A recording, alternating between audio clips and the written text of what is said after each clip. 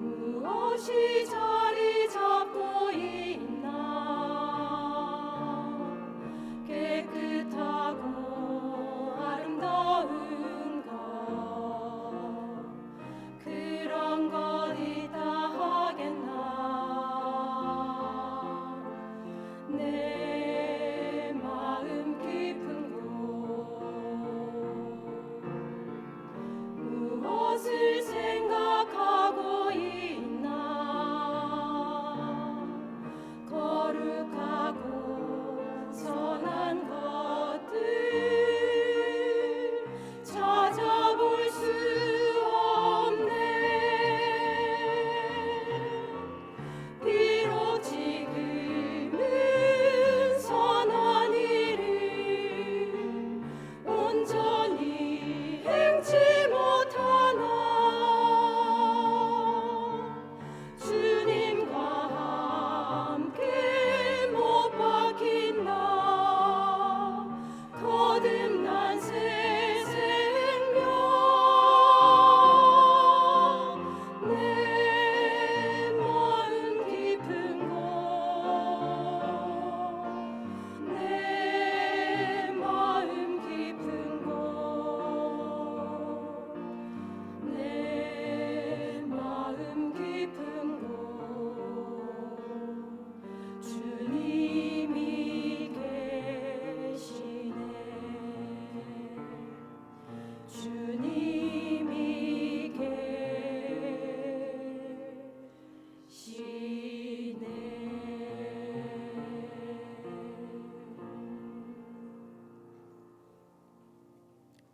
경례.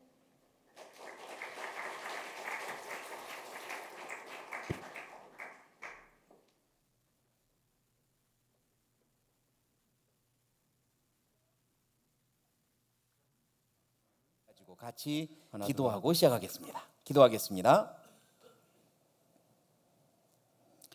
살아계신 하나님, 어제까지 하나님 말씀을 배우면서 하나님은 살아계시고 성경이 하나님 말씀이라는 것을 알았습니다. 그리고 이제 우리가 하나님 앞에 어떤 사람이 되어야 하는지 알고 싶습니다.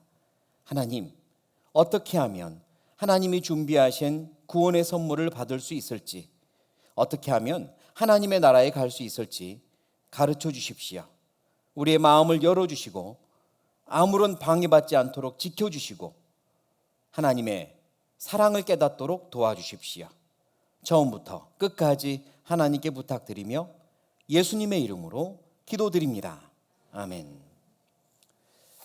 네, 우리는 어제까지 말씀을 들으면서 성경이 하나님 말씀이구나라는 것을 알게 되었습니다.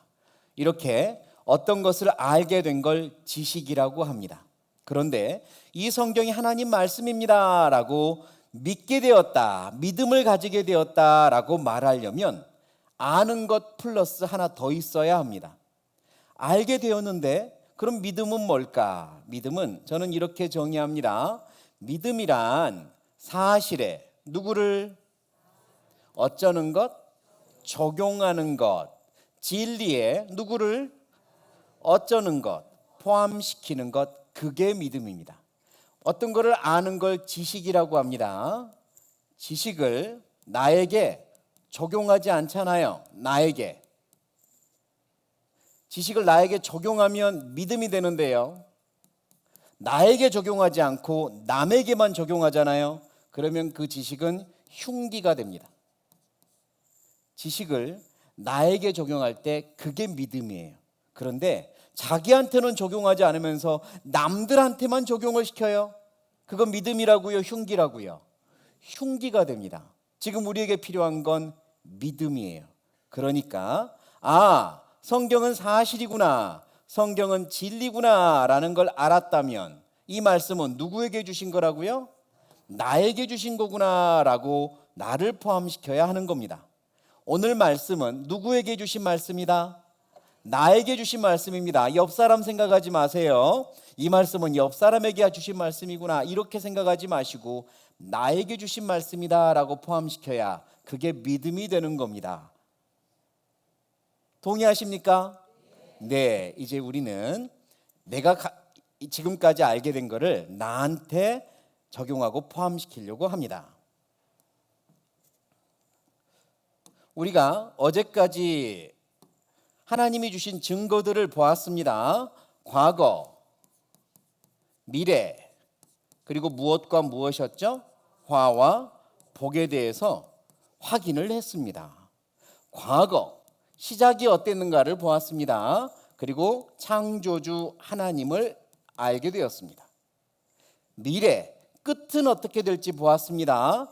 그리고 끝 이후에 심판하실 심판주 하나님이 있다는 것도 알게 되었습니다.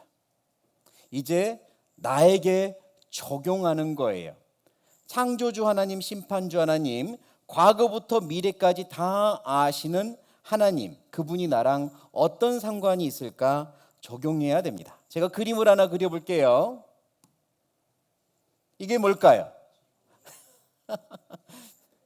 이걸 지구라고 말한 사람들은 제정신 아니에요. 이게 어떻게 지구예요? 맞습니다. 지구입니다. 네, 제가 지구를 그렸어요.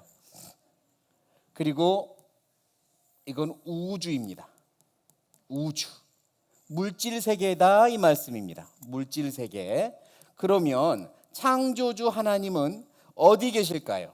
창조주 하나님은 이 지구 또는 우주 이 안에 갇혀 있을까요? 하나님은 어디 계실까요?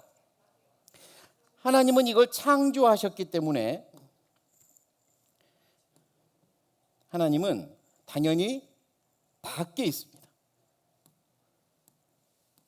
물질 세계 위에 모든 우주, 지구, 물질을 다 보고 다스리고 계시죠. 하나님은 위에 계십니다.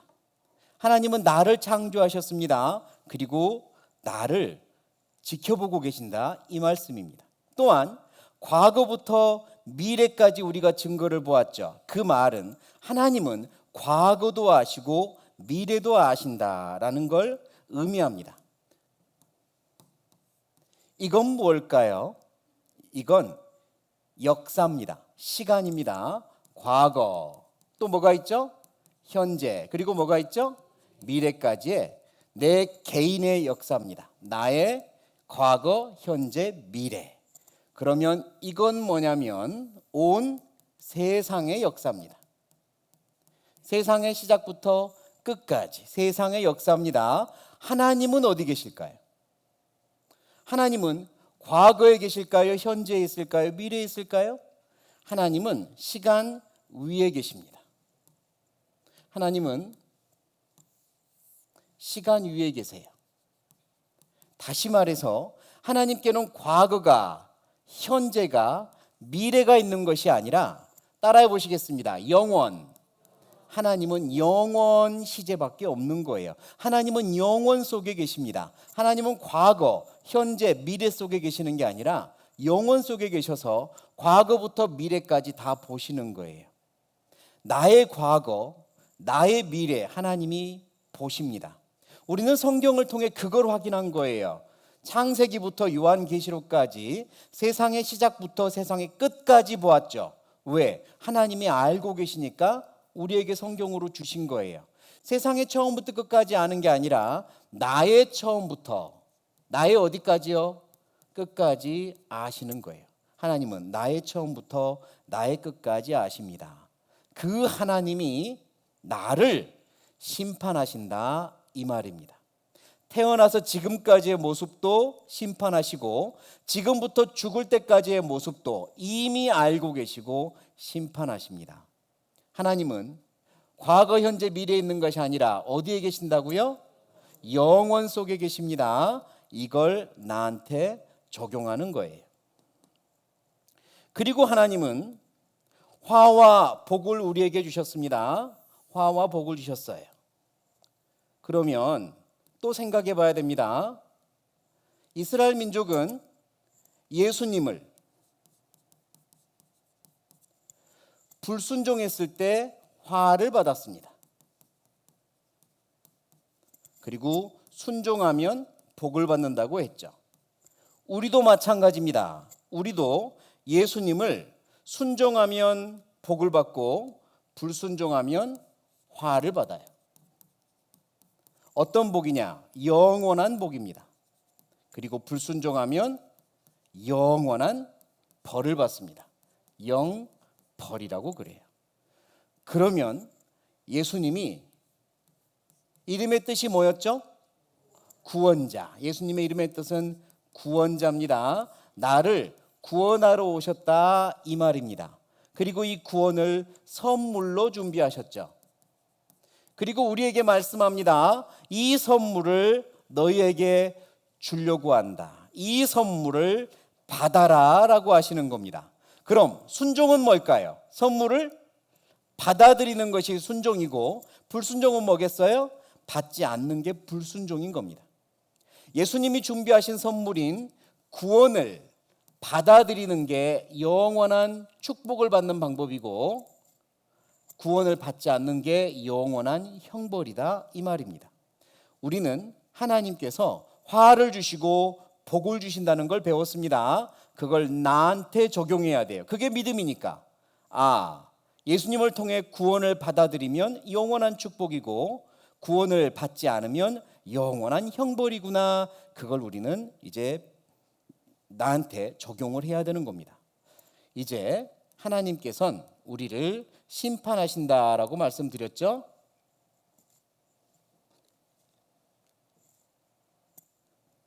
어제 보았습니다. 히브리서 9장 27절. 한 번 죽는 것은 사람에게 정하신 것이요 그 후에는 무엇이 있답니까? 그 후에는 심판이 있으리니 그랬어요. 죽음 이후에 심판이 있습니다. 하나님 앞에 서야 돼요. 그리고 우리의 잘못에 대하여 분명히 심판하실 겁니다. 하나님은 우리를 심판하시는데 심판의 기준이 있어요. 뭐가 있다고요? 기준이요. 우리가 사는 세상에서도 심판을 할 때는 기준이라는 게 있습니다. 우리가 사는 세상에서는 행위와 결과를 가지고 심판을 해요. 죄가 있느냐 없느냐, 죄가 얼마나 크냐, 죄값을 어떻게 물어야 되겠느냐, 이 기준은 행위와 결과입니다. 행동을 하지 않았으면 죄가 없거나 작아지는 거예요. 예를 들면요, 내가 이웃집 누군가가 너무 미워요. 너무 미운 사람이 있습니다. 그래서 속으로 저주했어요. 오늘은 가다가 차에 콱 치여버려라, 속으로. 그런데 그 사람 진짜로 오늘 교통사고 났습니다. 자, 나는 잡혀서 감옥 갈까요, 안 갈까요? 안 갑니다. 왜 안 가죠? 뭘 안 했으니까요? 행동을 안 했어요. 마음으로는 저주했지만 행동을 하지 않았어요. 그러니까 죄가 없는 거예요. 그게 이 세상의 기준입니다. 그런데 하나님의 법은 기준이 달라요. 같이 읽어보겠습니다. 마음, 생각, 계획. 말씀은 이렇게 합니다. 여호와께서 사람의 죄악이 세상의 관영함과 그 무엇에? 마음에, 무엇에? 생각에, 모든 무엇이? 계획이 항상 악할 뿐임을 어쩌시고? 보시고. 하나님이 보시는 건 마음, 생각, 계획입니다. 이게 문제예요. 우리는 서로 마음을 봅니까 못 봅니까? 옆 사람 봐보세요. 마음 보이시는지? 안 보이죠? 얼마나 다행인지 몰라요. 제 마음 보이는 분 있습니까? 없죠. 얼마나 다행인지 몰라요. 사람이 서로 마음을 본다고 하면 좋은 일보다는 어색하고 부끄러운 일이 더 많을 겁니다. 인정하지 않으세요? 부부가 서로 마음을 본다. 사랑이 더 커질까요? 아니면 문제가 생길까요? 저는 문제가 생길 수 있다고 봅니다. 부모와 자식 간의 마음이 보인다. 문제가 생길 수 있습니다. 마음을 서로 못 보는 게 얼마나 다행이에요. 그런데 문제는 누가 내 마음을 보신다? 하나님이, 여호와 하나님의 이름입니다. 여호와 하나님이 내 마음을 보신다 이겁니다. 그리고 하나님은 그 마음을 가지고 심판하십니다. 세상은 마음을 보지 못하니까 보이는 행동과 결과를 가지고 심판하지만 하나님은 마음을 보시니까 마음부터 보시고 심판합니다. 이게 문제예요. 그래서 예수님이 이렇게 말씀했죠. 화 있을진저 외식하는 서기관들과 바리새인들이여 회칠한 무엇 같으니 무덤 같으니 어디로는 겉으로는 아름답게 보이나 안에는 죽은 사람의 뼈와 모든 더러운 것이 가득하도다. 이와 같이 너희도 어디로는 겉으로는 사람에게 옳게 보이되 어디로는 안으로는 외식과 불법이 가득하도다라고 예수님이 지적하신 거예요. 그 당시 서기관 바리새인들이라고 하는 아주 거룩하게 살려고 노력하는 종교가들에게요. 지금 우리 시대의 어느 누구도 서기관 바리새인들처럼 겉으로 깨끗하게 못 삽니다. 이들은 정말 노력했어요. 그런데 문제는 겉으로는 아름답게 보였습니다. 안이 문제였던 거죠. 예수님은 그들의 안을 지적하신 겁니다. 이제 우리 차례입니다. 예수님은 우리의 무엇을 보신다고요? 안을 보세요. 겉을 보시는 게 아니에요. 겉으로 말을 조심조심하고 행동을 조심조심하고 사람들한테 괜찮은 사람이라고 칭찬받고 나름 다른 사람들보다 착하게 살았다고 할지라도 하나님은 우리의 마음을 보십니다. 그걸로 심판하세요. 그게 문제입니다. 그리고 하나님은 이렇게 말씀하셨어요. 이는 사람의 마음에 계획하는 바가 언제부터요? 어려서부터 악하다라고 하신 겁니다. 내 어린 시절부터, 사실은 내가 태어날 때부터 보셨죠. 그리고 어린 시절에 악한 것도 다 보신 겁니다. 사람은 태어날 때부터 선한 마음도 있지만 악한 마음도 같이 가지고 태어나요. 태어날 때 모두 다 천사로 태어났는데 친구 잘못 만나서 악해진 거 아니죠. 누구든지 선한 마음, 악한 마음 다 가지고 태어납니다. 어린 아이들 속에도 잔인한 것 다 있잖아요. 자, 이 아이 보실래요? 이 아이가 길을 걸어가다가 개미집을 밟았나 봐요. 아빠가 말합니다. 개미들아 미안해, 사과하라고. 이 아이 어떻게 하나 보세요? 좋은 세상에서 잘 살아. 네, 미안해. 가자. 야. 미안하다고 했잖아. 이거 알고 그랬을까요? 근데 사람 마음에는 다 있어요. 양심이 있습니다. 양심은 선을 찾아가는 마음이에요. 그런데 이 마음에는 죄성도 있습니다.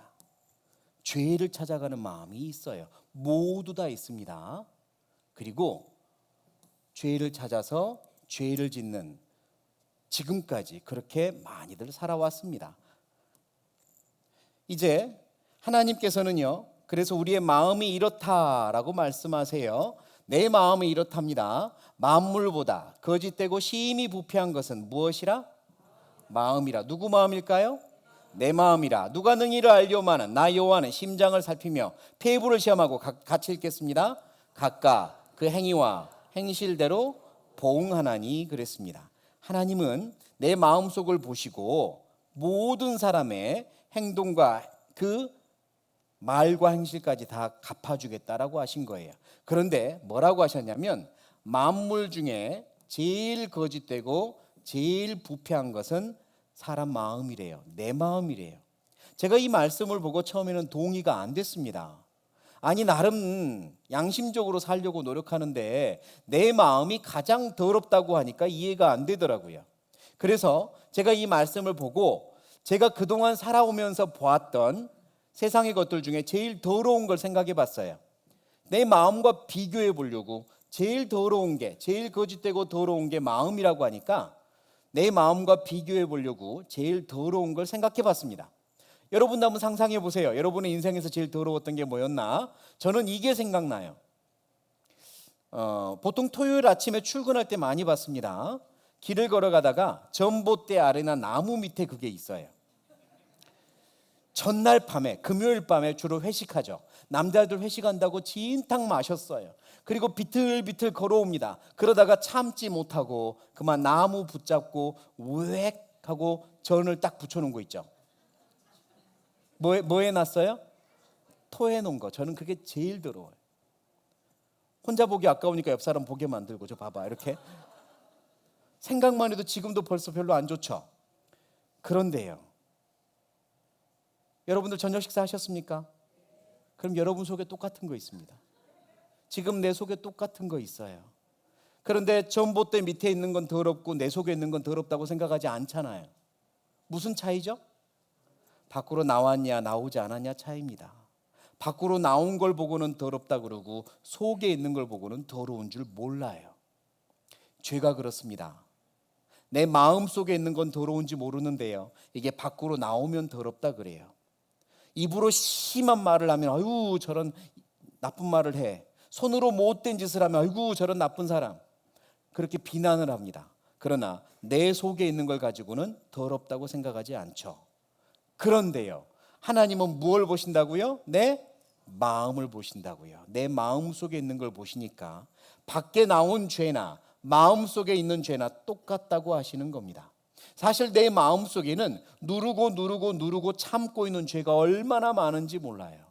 이 마음속에 많은 죄성들이 돌아다니고 있습니다. 그걸 보시기 때문에 하나님은 사람 마음이 제일 더럽다 그래요. 하나님 보시기에 죄가 제일 더럽거든요. 그런데 죄가 제일 많은 장소가 어디냐? 사람 마음이라는 겁니다. 내 마음에 죄가 제일 많아요. 그래서 예수님은 이렇게 말씀하십니다. 그런즉 누구 앞에서? 하나님 앞에서 사람이 어찌 의롭다 하며, 자, 누구 눈에는? 하나님의 눈에는 달이라도 명랑치 못하고 별도 깨끗지 못하거든. 우리는요, 하나님 앞에 심판을 받습니다. 그리고 하나님의 눈으로 심판을 받습니다. 옆에 있는 사람 앞에 정직할 필요 없어요. 앞에 있는 강사 앞에서 정직하란 말은 아닙니다. 그런데 하나님 앞에서는 정직하셔야 돼요. 하나님 앞에서 하나님의 눈으로 나를 볼 거니까요. 하나님의 눈은 태양을 창조하신 태양보다 밝은 눈입니다. 그 눈으로 내 마음속을 보시면 내 마음 안에 있는 먼지 같은 죄도 다 드러나는 거예요. 여러분 지금 눈앞에 먼지 떠다니는 거 보이세요? 안 보이세요? 그런 먼지 없을까요? 있죠. 그런데 안 보이잖아요. 만약에 지금 대낮이고요, 저쪽에서 구멍이 뻥 뚫려가지고 내 눈앞으로 태양빛이 지나간다고 해보세요. 그럼 그 태양빛 안에는 먼지가 있을까요? 없을까요? 먼지가 둥둥 떠다닙니다. 기분 찝찝해서 거기서는 숨 못 쉬어요. 다른 데서 쉬지. 어차피 똑같은데 안 보이니까. 태양빛이 비치면 먼지가 이렇게 다 드러납니다. 보이시죠? 태양빛이 환하게 들어오면 먼지가 드러나요. 우리는 그 앞에 서는 겁니다. 그리고 예수님이 이렇게 말씀하셨어요. 옛사람에게 말한 바 무엇하지 말라? 살인치 말라. 이게 율법입니다. 하나님이 주신 율법이고, 살인하는 건 죄죠. 당연히 죄입니다. 살인하지 말라라는 법을 너희가 들었지 않느냐. 아마 여기 계신 분들 중에 내가 다른 건 몰라도 살인죄는 안 지었습니다, 이렇게 말할 겁니다. 그런데 예수님은 계속해서 이렇게 말씀하세요. 누구든지 살인하면 심판을 받게 되리라 하였다는 것을 너희가 들었으나 나는 너희에게 이르노니, 무엇을 이르냐면 하나님의 법을 이르노니. 하나님의 법을 이르노니, 형제에게 무엇하는 자마다? 노하는 자마다, 화내는 자마다 뭘 받아요? 심판을 받게 되고. 라가, 그 당시의 언어입니다. 라가는 지금의 말로 바꾸면 바보야, 이런 정도의 작은 속어입니다. 바보야 하는 자는 공회 재판정에 잡히게 되고, 미련한 놈아 라고 욕을 하면 어떻게 된답니까? 지옥불에 들어가게 되리라. 이건 예수님이 말씀하신 하나님의 법입니다. 하나님은 마음을 보시기 때문에요. 살인죄를 말씀하시다가 이렇게 말씀하는 거예요. 사람에게 화를 낼 때 아유 저 사람 없어졌으면 좋겠어. 내 눈앞에서 사라져. 좀 없어져 버려라. 등등으로 마음에서 그 사람을 미워하고 없어지기를 바라는 마음이 곧 하나님 보실 때는 살인과 같다는 겁니다. 마음으로 살인한 거예요. 라가, 미련한 놈, 바보야 라고 말하는 게 뭐 그렇게까지 살인하고 동등한 죄일까요? 근데 잘 생각해 보면요, 이게 하나님의 마음을 우리가 볼 수 있어요. 어떤 신혼부부가 드디어 아이를 출산했습니다. 이 아이 엄마가 산후조리 기간이 끝나고 아이를 품에 안고 첫 외출을 나갔어요.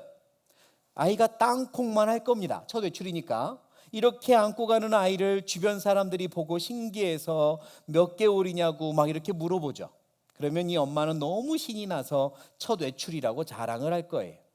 그런데 한 아저씨가 지나가다가 그 아이를 이렇게 보더니 뭐라고 말하냐면 그놈의 자식 바보같이 생겼네 이래요. 누가 화낼까요? 1번 아이가 화낸다, 2번 엄마가 화낸다. 엄마가 화내요. 아이한테 바보라고 했는데 왜 엄마가 화내죠? 그건 엄마를 향한 엄청난 욕이거든요. 이 아이는 엄마에게 전부예요. 이 아이는 엄마의 생명과 연결이 되어 있어요. 아이는 엄마에게 가장 소중한 사람이에요. 그런데 누군가가 아이에게 바보라고 욕하면 엄마가 그걸 받는다는 겁니다. 엄마가 그걸 참을 수 없게 여기는 건 당연한 거예요. 당신 뭐라고 했어요? 이러면 당장 싸움이 나는 거죠. 모든 사람은 하나님의 창조물입니다. 하나님이 각 사람을 사랑으로 창조했고 작품이라 하셨어요. 단 한 명도 소중하지 않은 사람 없습니다. 여러분의 자식들이라고 여러분 거 아니에요. 하나님이 창조했습니다. 나도 하나님이 창조했고. 그런데 감히 네가 뭔데 내가 사랑하는 저 사람에게 바보라고 하느냐. 하나님이 들으신다 이 말입니다. 하나님이 들으세요. 누군가를 향해서 작은 욕을 하는 걸 하나님이 들으세요. 하나님이 받으십니다. 왜? 사랑하니까요. 사랑하니까. 소중하니까. 그래서 우리가 누군가를 향해서 바보야, 미련한 놈아, 멍청아 이런 말을 할 때 하나님은 그것도 작은 죄라고 하지 않으십니다. 하나님 앞에 가보십시오. 살인죄와 맞먹는 죄라고 말씀하실 거예요. 그게 하나님의 법입니다. 하나님의 법이요. 하나님의 법 앞에서 나를 적용해야죠. 나를 포함시켜야죠. 그러면 저는 하나님 앞에 서도 살인죄를 지은 적이 없습니다. 나는 살인죄 없어요 라고 말할 사람 있을까요? 한 명도 없습니다. 하나님 앞에 가면 우리는 참 많은 살인죄를 지었다는 걸 알게 되는 거예요. 또 예수님은 이렇게 성경은 이렇게 말씀합니다. 그 형제를 무엇하는 자마다 미워하는 자마다 무엇하는 자니? 미워하는 것과 살인하는 것을 분명히 같게 보시겠다고 하셨습니다. 또 무엇하지 말라? 간음치 말라. 우리가 사는 법으로 간음이란 상대방의 동의를 얻지 않고 하는 온갖 공갈, 협박, 폭행을 사용해서 하는 성적 행위를 간음이라 합니다. 성추행, 성폭행. 또 미성년자인 경우에는 동의를 얻었다 할지라도 간음죄에 들어가요. 옛날에는 결혼한 유부남 유부녀가 부부가 아닌 다른 이와 성적 행위를 하면 간통이라 했습니다. 옛날에는. 지금은 그 죄가 없어졌어요. 그런데요, 세상의 법은 바뀌지만 하나님의 법은 바뀌지 않습니다. 하나님의 법과 하나님의 법의 기준은 똑같아요. 세상의 법으로 간음치 말라 하였다는 것을 너희가 들었으나 나는 하나님의 법을 너희에게 이루노니 여자를 보고 무엇을? 음욕을 품는 자마다 어디에? 언제요? 간음하였느니라. 이건 하나님의 법입니다. 여자를 보고 남자를 보고 영상을 보고 인터넷을 보고 사진을 보고 소설을 보고 혼자서 등등으로 마음에 은큼한 생각, 야한 생각, 음란한 생각, 하지 말아야 될 생각 품을 때마다 하나님은 네 지금 마음에 간음했다라고 하시는 거예요. 그걸 하나님은 간음이라고 하십니다. 몸으로 하는 죄만 간음이라고 하지 않으시고 마음으로 하는 죄를 간음이라고 하셨어요. 이건 하나님의 법입니다. 그러니까 세상에서는 사람들 앞에서는 나는 간음죄 지은 적 없어요 라고 말할 수 있겠지만 하나님 앞에 가면 어느 누가 나는 간음죄 지은 적 없어요 라고 하겠냐 이 말입니다. 아무도 없어요. 하나님 앞에 가면 모두 다 살인죄를 지었고 모두 다 간음죄를 지었다는 걸 알게 됩니다. 그것도 한두 개가 아니라는 걸 하나님 앞에 가면 알게 돼요. 그날이 옵니다. 그날 우리의 모든 게 드러날 날이 옵니다. 자, 컵입니다. 마셔도 되는 생수가 있어요. 그런데 여기에 까만 독약을 한 방울 떨어뜨렸습니다. 자, 이제 이 물은 생수일까요? 독극물일까요? 독극물입니다. 그러면 독극물의 정의가 뭐냐? 독약이 많이 있어서 독극물입니까? 독약이 있어서 독극물입니까? 독약이 많이 들어가서 독극물이 된 게 아니에요. 독약 한 방울이 있어서 독극물입니다. 이건 생수입니다. 마셔도 돼요. 그런데 누가 여기다가 농약 한 방울 떨어뜨렸어요. 딱 한 방울. 이제 마시면 돼요, 안 돼요? 안 돼요. 이제 독극물이 되었어요. 독약 한 방울이 있어서 독극물입니다. 이와 마찬가지입니다. 죄가 그래요. 우리는 이렇게 감옥에 갇힌 사람을 뭐라고 부릅니까? 죄수, 죄인이라고 부릅니다. 그러면 죄수, 죄인의 정의가 뭘까요? 죄가 많은 사람입니까? 죄가 있는 사람입니까? 죄가 있는 사람이 죄수인 겁니다. 죄가 많아서 죄수가 아니에요. 죄가 있어서 죄수입니다. 내 삶에 죄가 한 방울이라도 있으면 그게 죄인이라는 뜻인 겁니다. 그런데 사람들이 착각을 해요. 어떻게 착각하느냐? 좋은 일보다 나쁜 일을 더 많이 한 사람이 죄인이고 나쁜 일을 좀 했다고 할지라도 착하게 살려고 노력한 사람은 착한 사람 선인이다라고 착각을 해요. 그건 자기 기준입니다. 하나님은 우리를 심판할 때 우리 기준으로 심판할까요? 하나님 기준으로 심판할까요? 하나님 기준으로요. 누가 죄인이에요? 죄가 많은 사람, 죄가 있는 사람? 죄가 있는 사람이요. 그런데 어느 누가 하나님 앞에서 죄 없다고 하겠냐고요. 특히 마음을 보시는 하나님 앞에서 말입니다. 자, 예수님은 사람의 마음에 이런 것들이 있다고 하셨어요. 사람의 어디에서? 마음에서 나오는 것은 악한 생각이 나오는데 맞아요. 사람 마음 속에 악한 생각들이 나오는데요. 이러한 것들이 나오는데 그게 결국은 속에서 나와서 사람을 더럽게 하느니라 그랬습니다.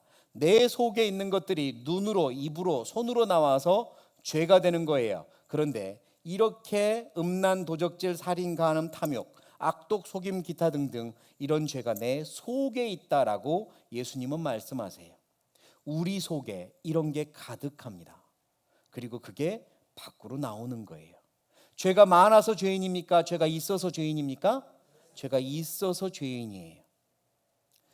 성경은요 또 이렇게 말씀합니다. 그 마음에 몇 가지? 7가지 가증한 것이 있다라고 하셨어요.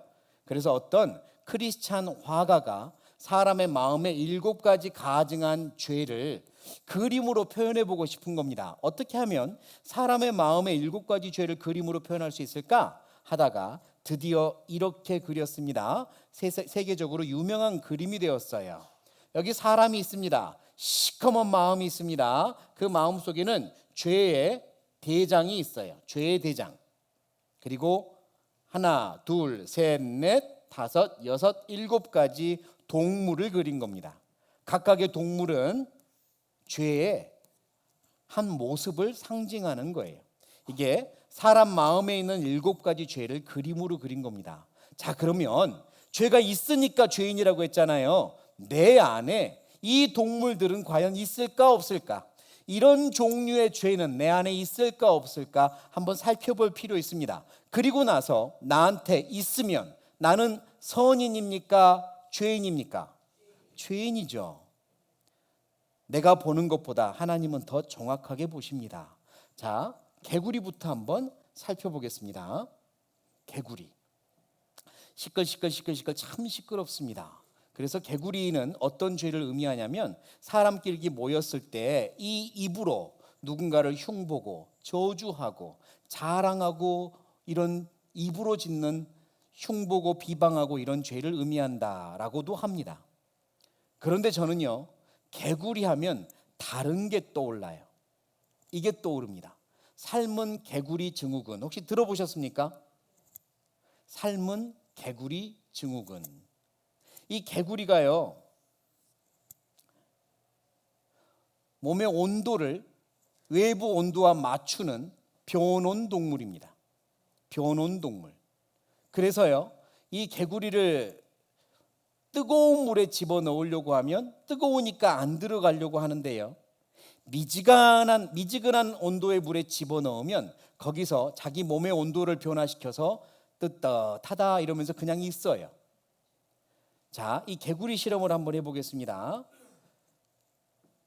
팔팔 끓는 뜨거운 물에 집어넣으려고 하면 들어가지 않으려고 하는데요, 미지근한 물에 Frogs love 집어넣으면 water. When I hold it over this pot of boiling 어떻게 되나 water, 보시죠. this frog is very uncomfortable and climbs to get away from it. Now, the water in this pot is room temperature, 69.4 degrees. 이거는 So he's 미국의 comfortable when 온도인데요. I put him 미국의 in. 온도, 우리나라로는 21도 정도 됩니다. If I turn the burner on low flame, his body temperature will adjust and slowly he will heat up with the water. The water temperature has risen to 80 degrees and the frog is the same 자, temperature 불을 and still 켜서 comfortable. 온도가 올라가고 있죠. If I turn up the burner slowly again, he won't notice because he'll continue to change to be the same as his surroundings. 온도가 계속 올라가는데 He just 이 keeps 개구리는 going 나올 생각을 along 하지 with the 않아요. changes in his surroundings.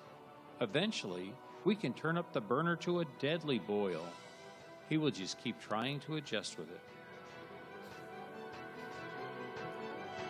By the time he realizes it's killing him, it's too late. 그러다 결국 어떻게 돼요? 죽습니다. 그러니까 언제까지 안 나왔냐면 죽을 때까지 안 나온 거예요. 이게 삶은 개구리 증후군이라고 그럽니다. 이걸 무엇을 의미하냐면 사람한테는 이걸 의미하죠.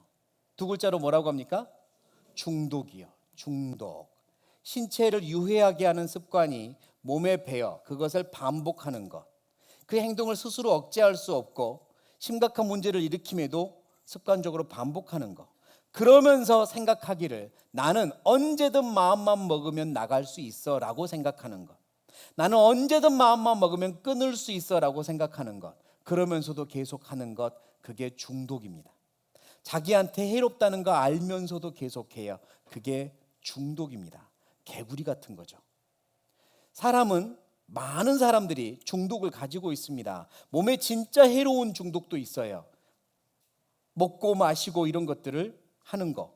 또 보지 말아야 될 것들을 보거나 하지 말아야 될 것들을 하거나 밤새서 푹 빠져가지고 하거나 이런 것들 다 중독입니다.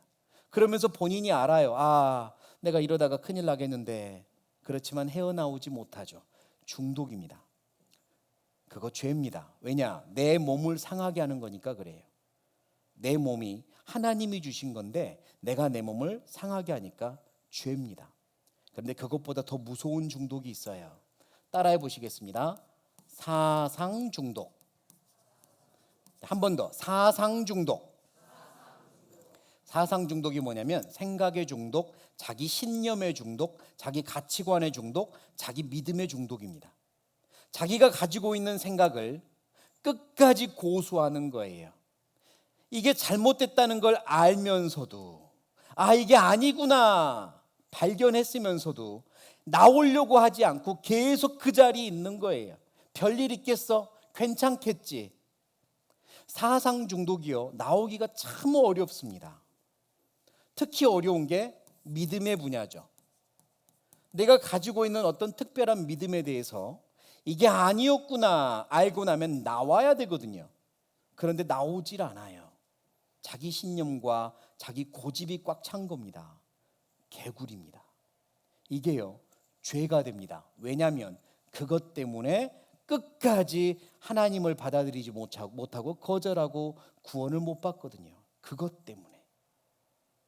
이게 아니구나 알면 나오셔야 됩니다. 내가 그동안 아무리 가지고 있던 신념이라 할지라도 이게 아니구나 알면 나오셔야 돼요. 신은 없어, 하나님은 없어, 성경은 사람이 지어낸 거야, 그동안 그렇게 생각했더라도 이제 와서 보니 아니었구나 알고 나면 나오셔야 돼요. 옮기셔야 돼요. 그리고 하나님 도와주세요. 이게 맞습니다.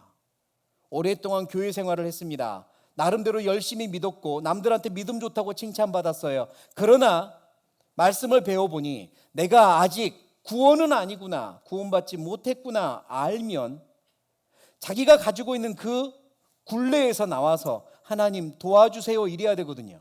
그런데 끝까지 나오질 않아요. 그냥 하는 데까지 해보자.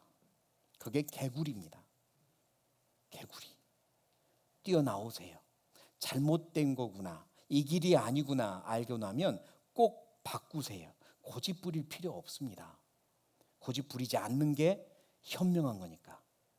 개구리, 내 안에 혹시 개구리 있다면 제발 개구리 좀 몰아내세요. 있으시면 안 됩니다. 두 번째 동물이 뱀입니다. 뱀은 혀가 이렇게 둘로 나눠지죠. 그래서 혀로 하는 독한 말, 누구를 향해서 독한 말, 아프게 하는 말, 이게 뱀을 의미합니다. 뱀에게는 뚝뚝 떨어지는 이게 있죠. 저게 뭡니까? 독이요. 독사에겐 독이 있습니다. 자, 이 그림은 무엇을 의미할까요? 자, 이 사람을 때렸습니다. 무엇로 때리죠? 말로 때리는 거예요. 말로. 내가 누군가를 주먹으로 때렸습니다. 주먹으로 때렸더니 시퍼렇게 멍들고 금이 갔어요, 뼈에. 그러면 폭행죄가 됩니까, 안 됩니까? 폭행죄입니다. 잡혀가요. 그런데 말로 때렸습니다. 말로 때리면 어디에 금이 가요? 마음에 금이 가요. 마음의 상처를 받고 마음에 멍이 들어요. 그런데 보여요, 안 보여요? 안 보이니까 세상에서는 잡아가요, 안 잡아가요? 안 잡아갑니다. 마음에 금이 갔는데 잡아가질 않네요. 손으로 때리면 폭행이라고 잡아가는데 말로 저주하고 말로 상대방의 마음에 시퍼런 멍이 들게, 가슴 아프게, 찢어지게, 금가게 했는데 안 잡아가네요. 이거 하나님이 잡아갑니다. 하나님이 심판하십니다. 말로 지은 죄에 대해서 반드시 하나님이 죄값을 물으십니다. 뱀은 그겁니다. 말로 짓는 죄예요. 그 입술에는 무엇이 있다고요? 독사의 독이 있고, 사람 입에서 독사의 독이 나옵니다. 누군가를 칭찬할 때는 정말 너무너무 예쁘다고 칭찬하다가도 이 입에서 누군가를 저주할 때는 무섭게 저주합니다. 이 입이 그래요. 독사의 독이 있습니다. 그래서 이런 그림도 있는 거죠. 자, 이거 아들입니다. 그럼 이분은 누굴까요? 1번 마귀 할멈, 2번 엄마. 근데 왜 이렇게 그렸어요? 뿔까지 났어. 입에서 불이 나고 있습니다. 독사의 독이 나오고 있죠. 아이한테는요, 이게 언어 폭력이라 이 말입니다. 아이한테는. 그러니까 내 아이한테, 내 가족한테 했던 심한 말, 독설도 다 죄입니다. 하나님 앞에 가보십시오. 다 심판받습니다. 또한 이 입으로는요, 독설만 하는 게 아닙니다. 사람은 8분에 한 번꼴로 무엇 한다고요? 거짓말. 입으로 하는 거짓말도 있습니다. 하루에 200번 거짓말한다라고 통계가 나왔어요. 사실과 다른 말을 우린 그렇게 쉽게 많이 합니다.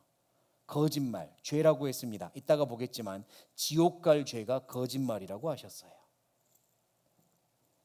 그리고 호랑이. 자, 이 표정 보세요. 지금 행복해 보입니까? 화났습니까? 화났죠. 아주 사납죠. 이 호랑이의 표정과 이 아이의 표정을 비교해 보세요. 똑같죠. 지금 이 아이 속에 뭐가 있다? 호랑이 있다 이거예요. 호랑이 있다. 근데 이 아이가 컸습니다. 어른이 됐네요. 그럼 이 아이 속에 있는 호랑이는 죽었을까요? 번식했을까요? 어른이 되면 이 안에 호랑이가 번식을 합니다. 각 때에 따라서 다양한 종류의 호랑이가 나와요. 혹시 여러분은 내 안에 호랑이 없다고 생각하십니까?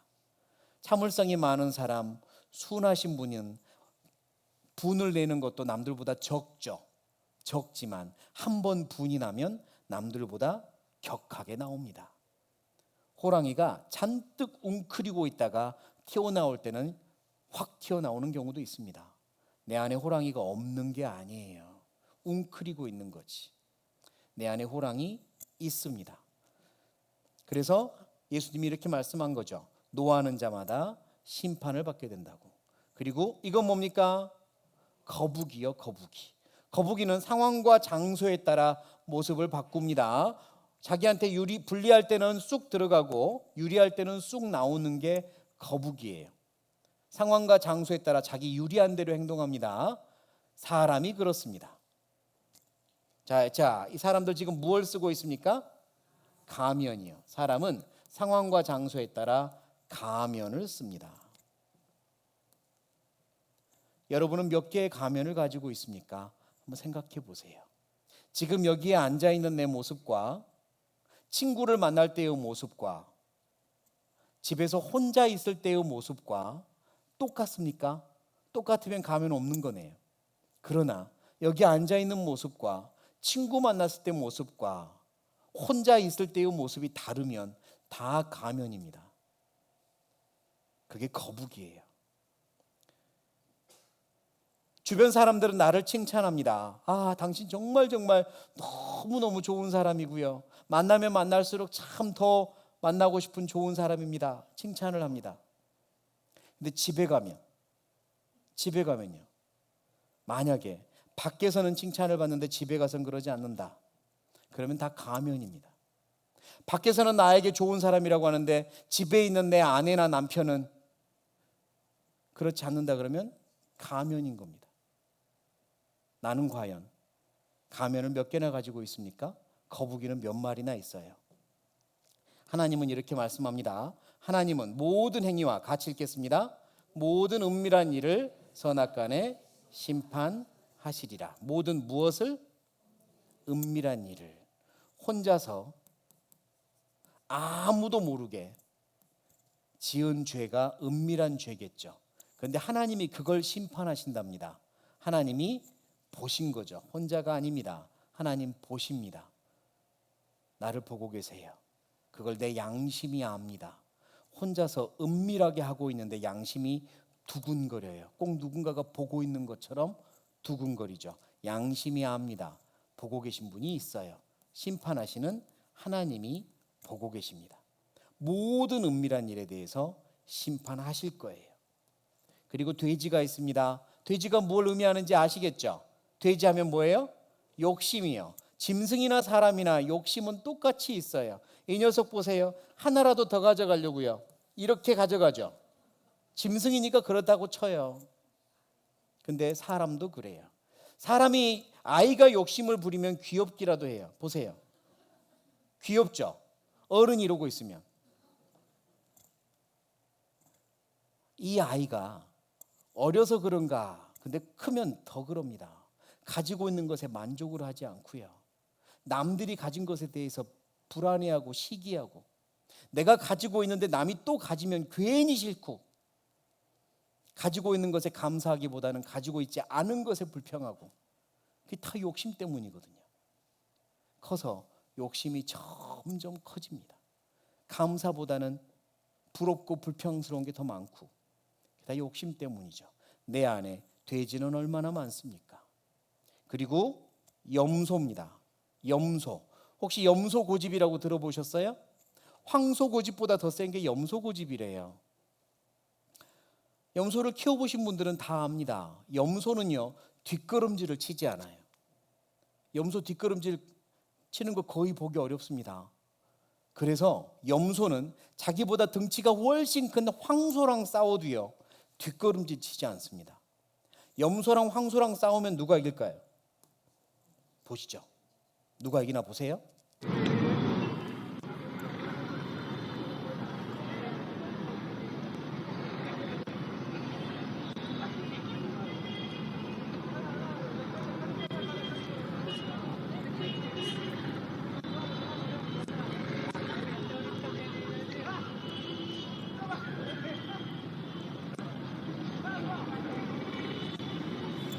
누가 이겼어요?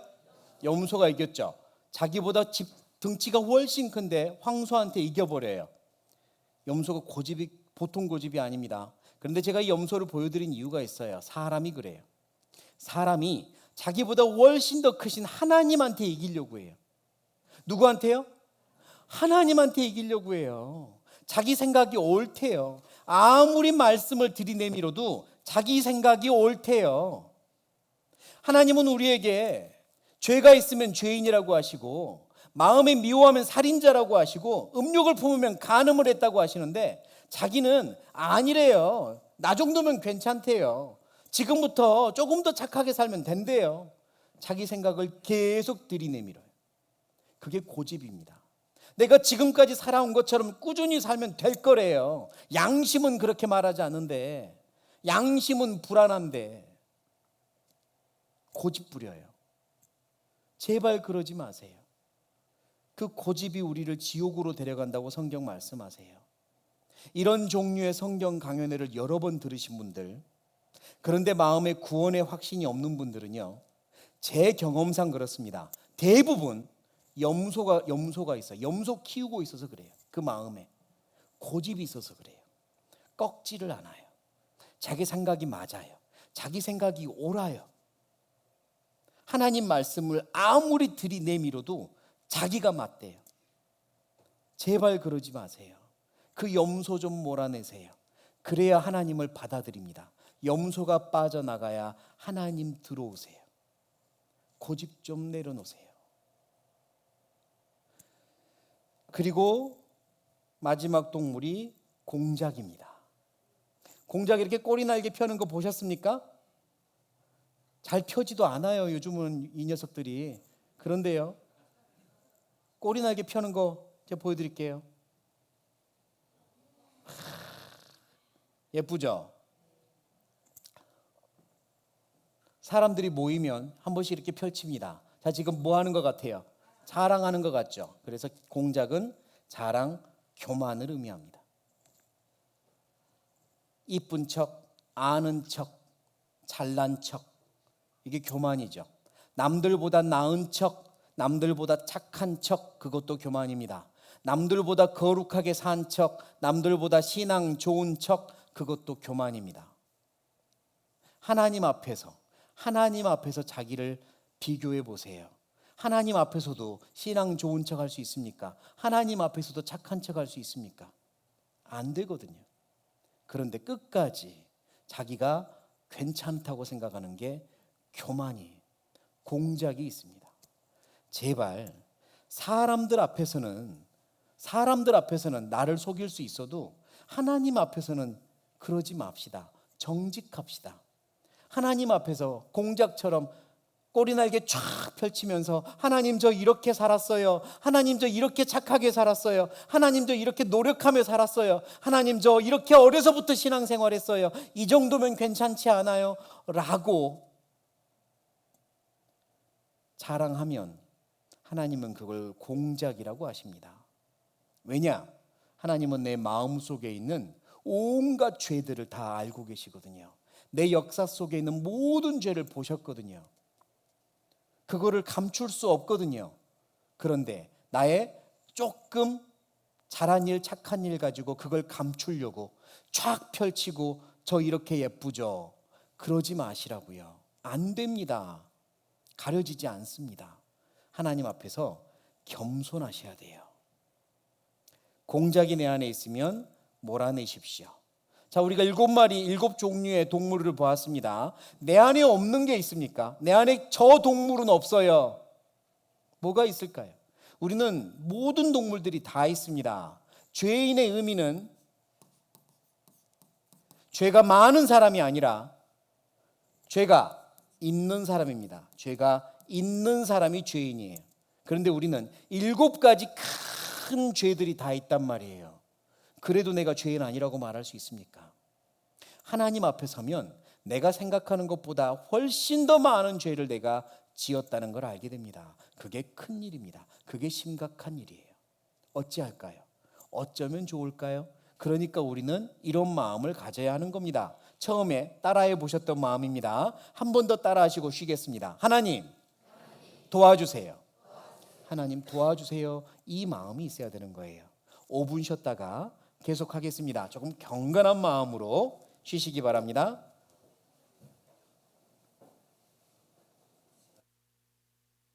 자, 이제 50분만 더 갑니다. 매우 중요한 시간입니다. 마음 활짝 열고 귀 쫑긋 세우고 하나님 말씀 잘 들으시기 바랍니다. 준비됐습니까? 네. 요한일서 1장 5절은 하나님에 대해서 이렇게 말씀하세요. 노란 부분 같이 읽겠습니다. 하나님은 빛이시라. 됐습니다. 그에게는 무엇이 없대요? 어두움이 조금도 없으시다라고 말씀하세요. 하나님은 빛이십니다. 그래서 어떤 어두움도 죄도 용납하지 않으세요. 단 하나의 조그마한 어두움도 죄도 용납하지 않으세요. 그분 앞에 우리가 서서 심판을 받습니다. 하나님은 빛이십니다. 그 앞에서 사람은 두 종류로 나뉘어요. 어떻게 나뉘냐면 선을 행하고 죄를 범치 아니하는 무엇은? 의인은 세상에 아주 어쩌느니라? 없느니라. 하나님 앞에는 두 종류의 사람으로 나뉘는데 의인이 있고 의인이 아니면 뭘까요? 죄인인 겁니다. 하나님 앞엔 두 종류로 나뉩니다. 그런데 의인의 의미는 뭐냐? 선을 행하고 죄를 전혀 범치 아니한 사람. 하나님은 빛이시라. 빛이신 하나님 앞에서 조금도 어두움이 없는 사람, 깨끗한 사람, 하나님만큼 깨끗한 사람이 의인입니다. 그리고 의인이 아닌 사람은 다 뭐예요? 죄인입니다. 그래서 하나님 말씀하십니다. 세상에 아주 없느니라. 의인은 없습니다. 내가 아무리 착한 일을 많이 하고 살았어도 나는 의인에 들어갈까요? 안 될까요? 안 됩니다. 아무도 없느니라. 우리는 의인 될 수 없어요.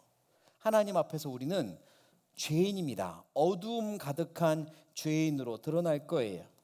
하나님이 죄가 무엇인지 아까 설명하셨죠? 살인죄, 간음죄, 마음에 있는 것들 다 죄라고 하셨습니다. 또 하나님의 기준으로 무엇이 죄냐? 이러므로 사람이 같이 읽겠습니다. 선을 행할 줄 알고도 행치 아니하면 죄인이라. 이번에는 죄가 무엇이냐? 어떤 거를 하지 마라 했는데 하는 것, 그게 죄인 줄 알았더니 왜 할 줄 알았으면서 하지 않았느냐? 그것도 죄랍니다. 왜 할 줄 알았으면서도 안 했느냐? 도울 수 있었는데 왜 돕지 않았느냐? 왜 선할 수 있었는데 그때 선하지 않았느냐? 그것도 죄래요. 그러면 하나님 앞에 가면 내가 생각지도 못했던 죄가 또 생기는 겁니다. 그때 내가 그냥 지나간 걸 다 죄라고 하신단 말이야? 나는 남들한테 상처만 안 주고 살면 괜찮은 줄 알았는데 그게 아니었구나. 이것도 죄란 말이야. 죄가 늘어납니다. 또 있습니다. 하나님의 기준으로는 이것도 죄래요. 만일 누구든지 여호와의 금하신 명령 중 하나를 같이 읽겠습니다. 부지 중에 범하여도 허물이라 벌을 당할 것이니 그랬습니다. 허물, 죄래요. 부지 중에 범해도 죄랍니다.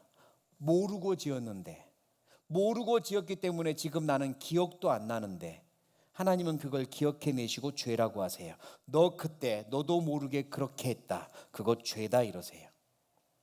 그런 죄도 없을까요? 정말 최선을 다해서 살았지만 모르고 지은 죄도 없을까요? 하나님은 다 밝혀내실 겁니다. 부지 중에 범하여도 죄라고 하셨어요. 그러니까 하나님 앞에 가면 내가 상상했던 것보다 훨씬 더 많은 죄가 내 인생에 가득했다는 걸 알게 되는 거예요. 하나님은 이렇게 말씀하십니다. 사람이 무엇이 간데 깨끗하겠느냐? 하나님은 그 누구를? 거룩한 자들을 믿지 아니하시나니.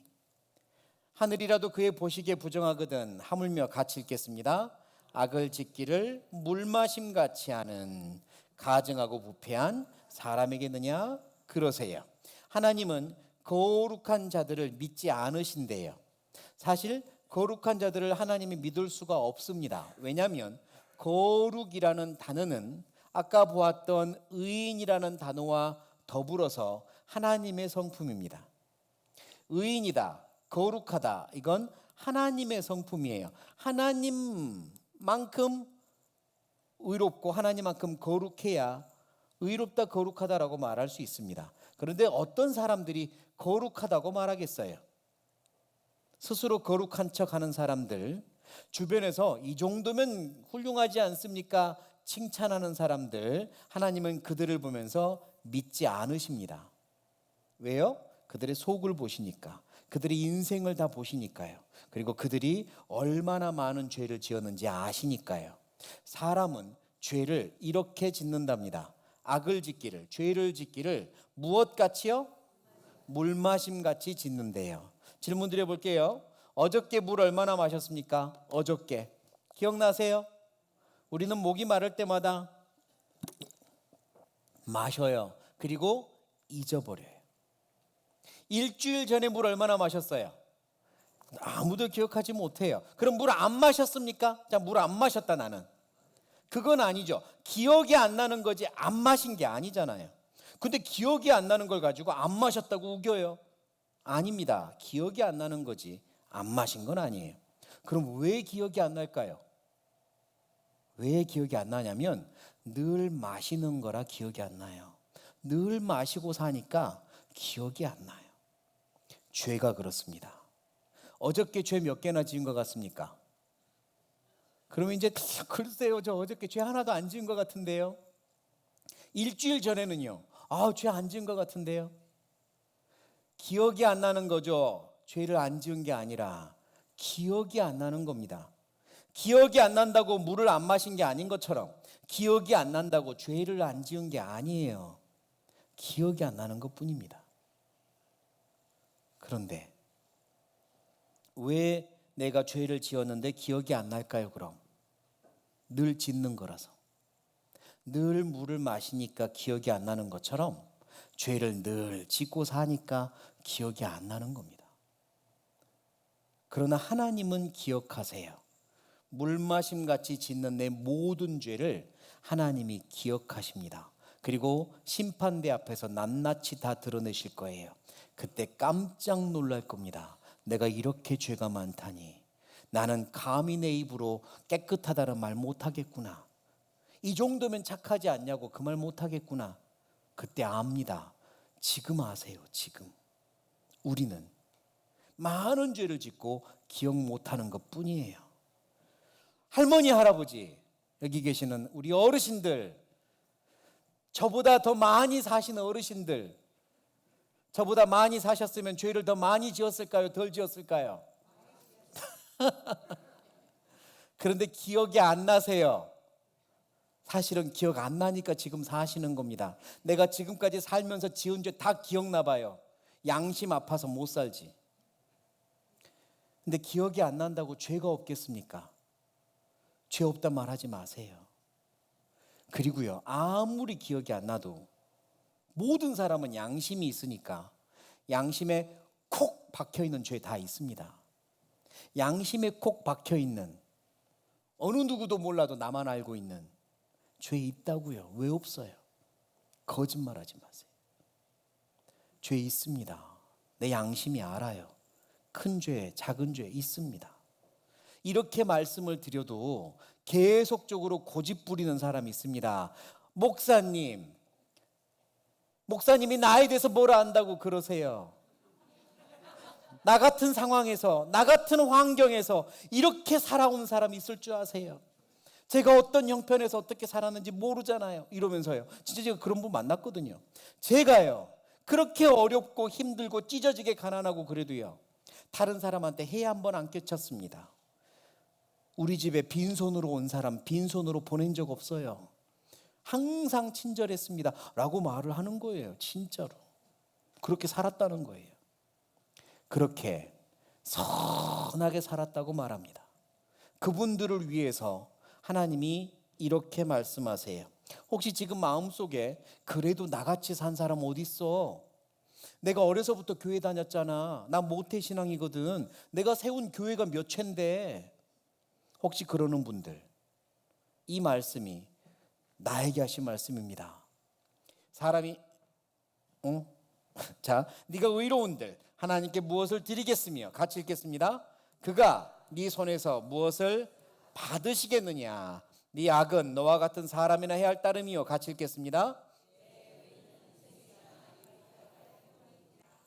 그가 하나님이 네 손에서 무엇을 받으시겠느냐 그러세요. 안 받으셨다 이 말입니다. 네 의는, 네가 한 착한 일은 인생이나 사람이나 좋았지 하나님은 안 좋으셨다 그래요. 하나님은 안 받으셨다고 합니다.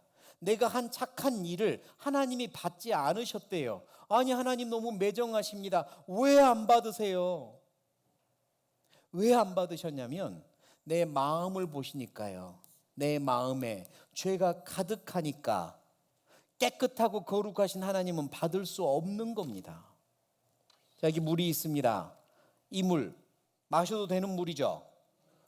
이 물 드리면 마실 거예요. 그런데 만약 제가 이 물을 손에다가 따라가지고 드리면 마실래요? 안 마실래요? 네? 왜 안 마셔요? 똑같은 물인데. 무엇이 더러워서? 손이 더러워서. 물은 똑같은데요. 손이 더러워서 이렇게는 못 마신다고요. 하나님이 왜 내가 한 착한 일을 못 받으시냐? 마음이 더러워서요. 네 마음에 죄가 가득한데 내가 어떻게 받겠느냐? 못 받으십니다. 안 받으셨어요. 제발 나 착하게 살았다고, 선하게 살았다고, 남들보다 낫게 살았다고 고집 부리지 마세요. 그것도 염소입니다. 보내세요. 왜 보내세요. 왜? 예? 염소 버리세요. 그런즉 누구 앞에서? 하나님 앞에서 사람이 어찌 의롭다 하며. 맞아요. 하나님 앞에서 사람이 어떻게 의롭다 합니까? 못해요. 또 하나님의 눈에는 달도 별도 해도 깨끗하지 않답니다. 하나님의 눈은 태양을 창조하신 분이고 그 태양보다 밝으신 눈이라 먼지 같은 죄도 다 드러나는 거예요. 하나님의 눈으로 나를 보셔야 됩니다. 옆 사람과 나를 비교하지 마시고 누구랑 나를 비교해야 돼요? 하나님과 나를요. 하나님의 의로우심과 나를 비교하세요. 자, 여기 무슨 등이에요? 형광등, 천정등, 형광등이 여기 있습니다. 혼자 있으니까 자기가 밝다고 생각하는 거예요. 아, 이 정도면 밝지. 어느 날 형광등 옆으로 촛불이 찾아왔습니다. 누가 더 밝아요? 형광등이 더 밝잖아요. 그러니까 더 자신감이 생겼어요. 야, 이 정도면 내가 굉장히 밝은데? 그러면서 촛불을 무시하죠. 야, 너 그것도 빛이라고, 그것도 착한 거라고. 자기가 굉장히 밝다고 생각해요. 어느 날 자기 옆으로 자기랑 비슷한 형광등이 찾아왔습니다. 비슷하죠. 그러니까 이제 생각합니다. 야, 내가 그래도 평균 이상은 하겠다. 평균 이상은 하겠다. 그럽니다. 그런데 어느 날 태양이 찾아왔어요. 자, 형광등이 이제 어떻게 생각해요? 아이고야, 나는 너무 어둡구나. 나는 너무 어둡구나. 태양 앞에 비춰보니 자기가 얼마나 어두운 빛이라는 걸 알게 되는 거예요. 태양 앞에서 밝다고 자랑할 수 있습니까? 안 됩니다. 못하는 거예요. 우리가 그렇습니다. 우리가요. 촛불 앞에서 밝은 줄 아는 형광등처럼 저 감옥에 있는 나쁜 사람들, 저 죄 많은 사람들과 나를 비교하면서 내가 저 사람들보다는 낫잖아요. 그러지 마세요. 저 사람이나 나나 비슷하네. 똑같네. 그러지 마세요. 누구 앞에서 해야 돼요? 하나님 앞에서 해야 돼요. 하나님 앞에. 하나님 앞에서 나를 비춰보세요. 여전히 의인입니까? 여전히 깨끗합니까? 아니거든요. 하나님 앞에 서면 우리는 어둡게 됩니다. 죄인이구나. 죄가 많구나 알게 돼요. 그게 정직입니다. 하나님 앞에 서셔야 돼요. 하나님 앞에서 하나님의 눈에는 달이라도 명랑치 못하고 별도 깨끗지 못하거든. 자, 새로운 말씀 추가합니다. 같이 읽어보죠. 하물며 벌레인 사람 구더기인 인생이랴. 그리고 이 다음에 이어지는 말씀이 이 말씀이에요. 사람을 벌레요 구더기라고 표현하셨습니다. 제가 왜 이 말씀을 아까는 삭제했냐면 처음부터 이 말씀 보여주면 기분 나빠하더라고요. 내 어지간하면 그래도 인정하고 보려고 했는데 세상에 나보고 구더기라고 하니 그러면서 막 기분 나빠하더라고요. 근데 이제 잘 한번 생각해 봅시다. 왜 하나님이 나를 벌레요 구더기에 비유하셨을까요? 내가 알기 쉬우라고 비유로 주신 겁니다. 구더기 아시죠? 구더기 엄마가 누구예요? 구더기 커서 뭐 돼요? 지렁이? 야, 진짜 서울에 있는 중학생들한테 제가 물어봤거든요. 구더기 커서 뭐 돼요? 그랬더니 지렁이요 그러더라고요. 네. 구더기. 어느 날 이 구더기가요. 자기 집 주인인 이분하고 너무 친하고 싶었습니다. 그래서 어떻게 하면 나는 저 주인과 가까이 지낼까? 나 저 주인 너무 좋은데 이런 생각을 한 거예요. 저 주인 마음에 들고 싶다. 저 주인과 밥도 같이 먹고 싶고 잠잘 때 침대에서 같이 잠자고 싶다. 나를 반려 구더기로 삼았으면 좋겠다. 막 이런 생각을 한 거예요. 그래서 엄청 노력했습니다. 막 살도 빼고 향수도 뿌리고 꽃단장하고 어느 날 주인의 밥상에 올라갔어요. 주인이 받아줘요, 안 받아줘요? 못 받아줍니다. 깜짝 놀라 밥상을 뒤엎을지도 몰라요. 밥알이 다 구더기로 보일지도 몰라요. 무슨 이야기냐면 이 구더기가 아무리 노력을 해도 구더기와 사람 사이에는 측량할 수 없는 거리가 있어요. 구더기가 아무리 노력을 해도 사람과 사귈 수 없다고요. 그게 구더기와 사람 사이의 거리입니다. 아무리 노력을 해도 사람과 침대 같이 못 쓴다고요. 그렇지 않습니까? 그런데 하나님은 사람 보고 구더기 인생이래요. 왜냐? 사람과 하나님 사이의 거리가 훨씬 멀거든요. 사람이 아무리 노력을 해도 하나님께 갈 수 있어요, 없어요? 안 된다고요. 내가 지금부터 작정하고 착하게 살아야겠다. 앞으로 죄 하나도 짓지 말고 살아야 되겠다. 앞으로 교회 열심히 다니고 아니 아예 교회에서 살아야 되겠다. 그래도 그 노력으로 하나님께 간다고요, 못 간다고요? 못 간다고요. 이 거리를 메꾸지 못한다고요. 그게 사람이 죄인이기 때문입니다. 죄인과 하나님 사이의 거리가 그래요. 이건 내 노력으로 안 되는 부분입니다. 하물며 벌레인 사람, 구더기인 인생이랴. 하나님 보시기에 사람이 그렇게 멉니다. 그렇게 죄인이에요. 제발 지금부터 열심히 살아야겠다. 지금부터 잘 살면 괜찮겠지. 이런 결심하지 마세요. 그 결심이 여러분을 파멸로 데리고 갑니다. 아니라고요. 하나님 저 어떻게 합니까? 그럼 어떻게 합니까? 도와주세요. 이게 맞다고요. 어떻게 합니까? 도와주세요. 자, 이 아이가 뭘 보고 있습니까? 거울을 보고 있네요. 이 아이가 얼굴에 이렇게 시커먼 게 묻어 있는데 모른 거예요. 자기 얼굴이 더럽다는 걸 몰라요. 그래서 엄마가 거울을 갖다 준 겁니다. 거울 봐라. 그리고 이 아이가 깨닫는 거죠. 아, 내 얼굴이 더럽구나. 맞아요. 자기 얼굴이 더러운 줄 알려면 거울이 필요해요. 거울을 보고 자기의 상태를 보는 거죠. 하나님이요, 우리를 위해서 아주 깨끗한 거울을 준비하셨습니다. 이 거울 앞에 서면 너의 모습을 볼 거야. 너의 모습 좀 잘 들여다봐라. 이러면서 주신 하나님이 주신 거울이 있어요. 내 자신을 보라고, 마음속까지 좀 보라고. 그 거울의 이름이 뭔지 아십니까? 따라하십니다. 십계명. 그 거울의 이름이 십계명이에요. 십계명은 하나님이 우리에게 거울로 주셨습니다. 보라고, 네 자신을 보고 알라고 주신 게 십계명이에요. 그런데 사람들이 착각을 합니다. 십계명을 거울이 아니라 사다리인 줄 알아요. 뭐인 줄 안다고요? 사다리. 십계명 타고 천국까지 올라오라는 사다리인 줄 알아요. 한 계단 한 계단 한 계단 올라가다 보면 천국까지 가겠지 착각합니다. 십계명은 사다리 아니에요. 거울입니다.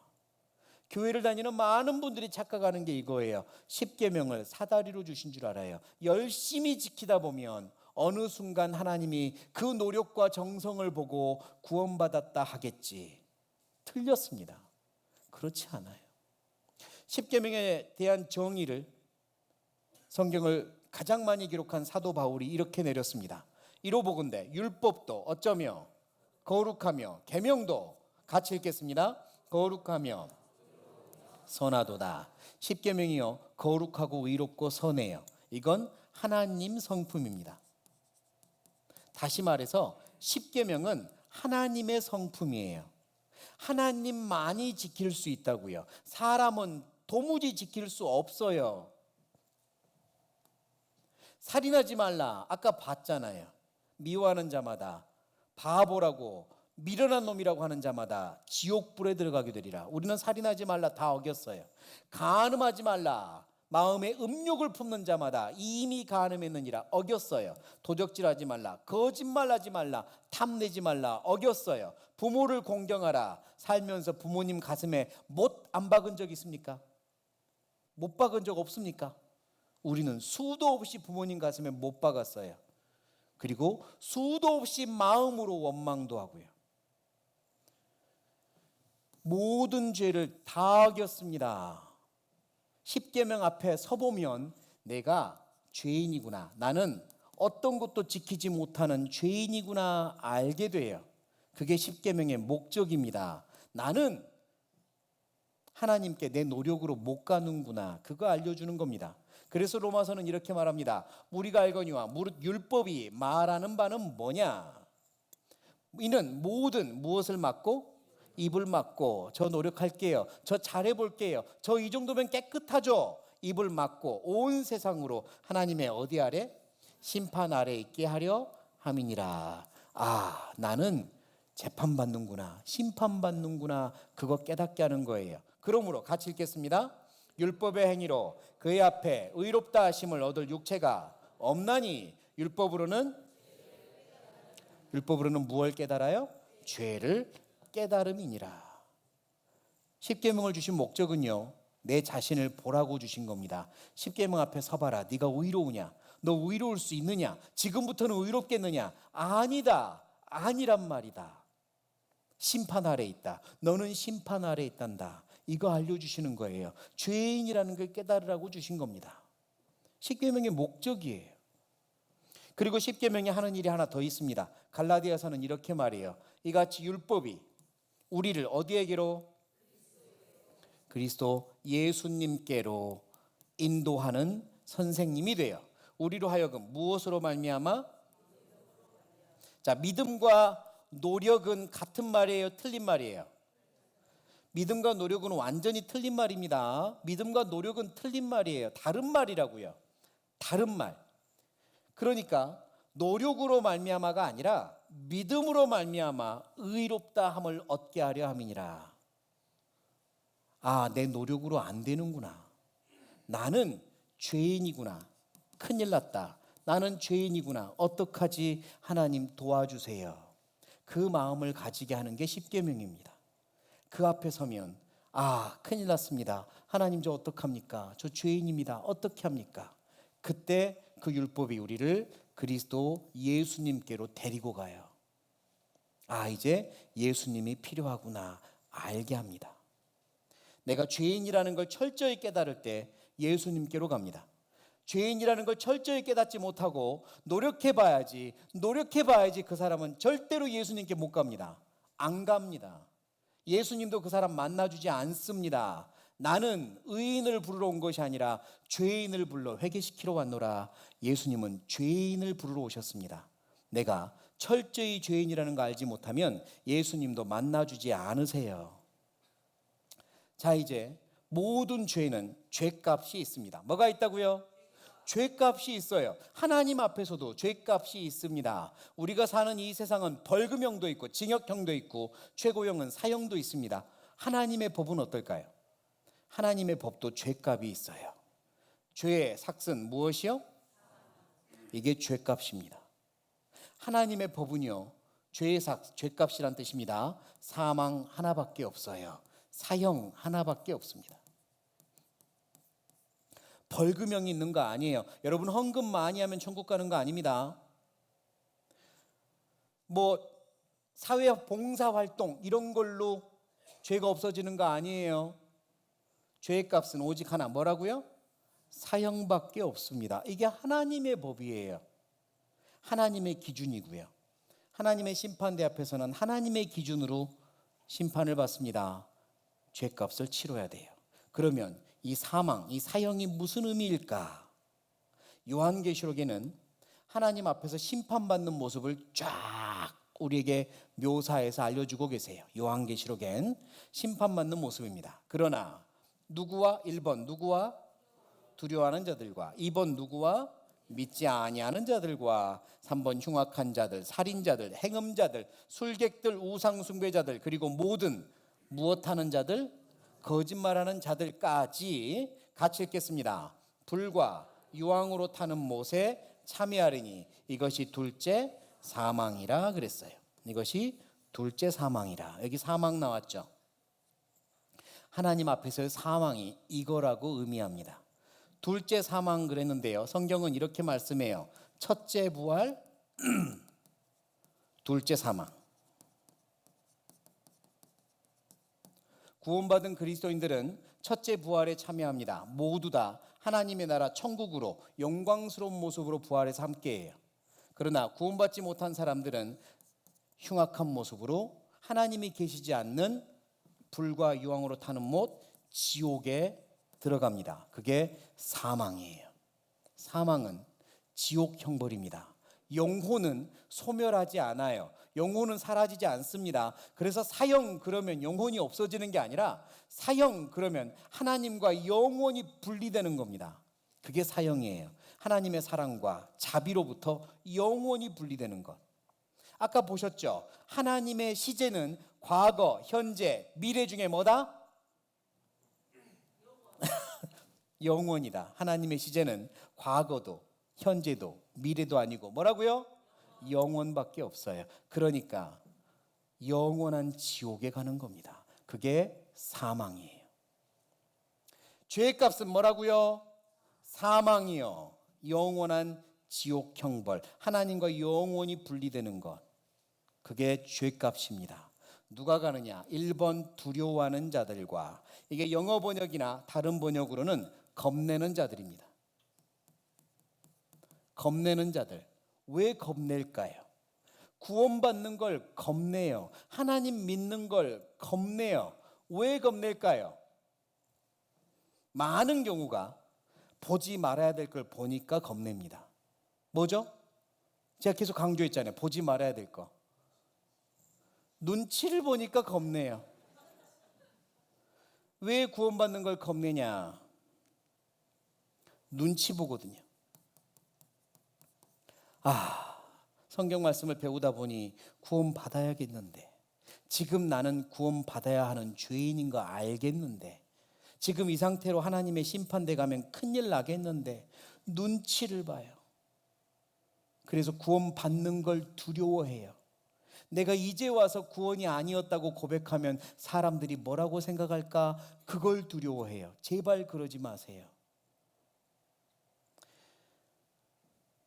내가 아직까지 구원이 아니었다고 말하면 내 교회에 다니던 내 동료들은 나보고 뭐라고 할까? 그거 겁내지 마세요.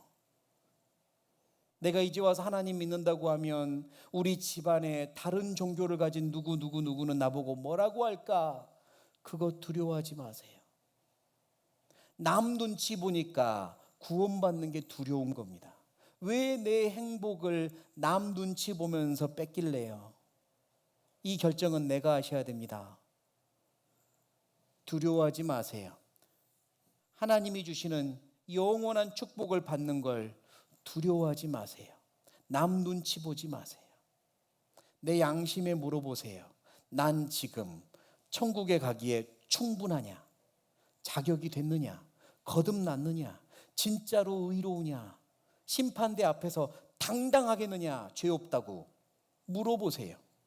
그게 아니거든. 두려워하지 말고 하나님 저 도와주세요 이러십시오. 그래야만 합니다. 그리고 믿지 아니하는 자들도 지옥 갑니다. 믿지 아니하는 사람들은 누구냐? 고의로 거부하는 거예요. 다음에요. 이게 거부입니다. 다음에 믿을게요. 다음에 때 되면 내가 다시 생각해 볼게요. 죽기 전에 믿을게요. 고의로 거부합니다. 아, 이게 맞는 것도 알겠는데, 구원을 받아야 한다는 것도 알겠는데, 아직은 아니야. 아직은 내가 싫어. 고의로 거부합니다. 자기가 선택한 거예요. 내가 하나님을 거부했으니 죽음 이후에 하나님 없는 곳으로 가는 건 당연한 거 아닙니까? 죽음 이후에 하나님 없는 곳은 지옥밖에 없습니다. 믿지 아니하는 자들, 자기가 선택해서 불과 유황으로 타는 못 지옥 갑니다. 흉악한 자들, 살인자들, 미워하는 자도, 바보라는 자도 살인자라 그랬죠. 간음, 행음자들, 음욕을 품는 자마다 간음이라 그랬습니다. 술객들, 비정상적인 방법으로 미래의 일을 엿보려고 하는 것, 토정비결, 점보고 등등 하나님이 그거 죄라고 하십니다. 미래를 아시는 분은 하나님밖에 없어요. 우상숭배자들, 하나님 외에 다른 것에다가 기도하고 하나님 외에 다른 것을 절하고 경배하는 것, 다 우상숭배입니다. 모든 거짓말하는 자들, 다 기타 등등 모든 죄인은 지옥 형벌이라고 말씀하고 계세요. 이 지옥 형벌을 쉽게 가볍게 여기지 마세요. 예수님은 지옥에 대해서 참 많이 말씀하셨는데요. 천국에 대한 말씀보다 지옥에 대한 말씀을 더 많이 하셨는데요. 그 중에 이 말씀이 저에게는 가장 무서운 지옥에 대한 설명이더라고요. 거기 지옥입니다. 자, 여기서부터 같이 읽겠습니다. 구더기도 불도 꺼지지 아니하느니라 됐습니다. 거기는 구더기도 벌레도 죽지 않아요. 지옥은요, 활활 불이 타는 곳이라고 말씀하셨고, 불의 온도가 얼마나 높은지 까만 불이 타는 곳이라고 말씀하시는데, 구더기도 죽지 않아요. 무슨 이야기일까요? 죽음이 없어요. 쉬는 시간도 없고요. 잠깐 멈춤이 없어요. 영원히 계속되는 곳입니다. 그곳이 지옥이에요. 내 생각과 다르다고 찢어버리지 마세요. 우리 성경 배우면서 분명히 그 말씀 봤습니다. 단 한 글자라도 빼거나 더하지 말라. 하나님 말씀입니다. 지옥이 있습니다. 불도 꺼지지 않으니라. 영원히 불타는 곳이에요. 영원히요. 그게 무섭습니다. 지금 나의 결정과 선택이 내 영원한 운명을 결정하는 겁니다. 괜찮습니까? 지옥을 다녀올 수만 있다면, 지옥을 잠깐이라도 보고 올 수 있다면 절대로 지옥 안 가려고 할 텐데, 지옥을 직접 가보지 않았기 때문인지 별로 무서워하지 않아요. 내일 같지 않나 봐요. 강 건너 불구경하듯이 지옥은 저 남의 일처럼 여기나 봐요. 저게 내일이 돼야 되는데, 지옥이 내일이 돼야 되는데. 많은 영화 감독들이요, 영화 안에 지옥을 이렇게 그려본 장면들이 꽤 있습니다. 몇 장면 편집해 봤어요. 아, 지옥이 저런 곳이겠구나. 제일 마지막에 말하는 사람들은 뭐라고 말하는지 생각하시면서 영상 한번 보시기 바랍니다.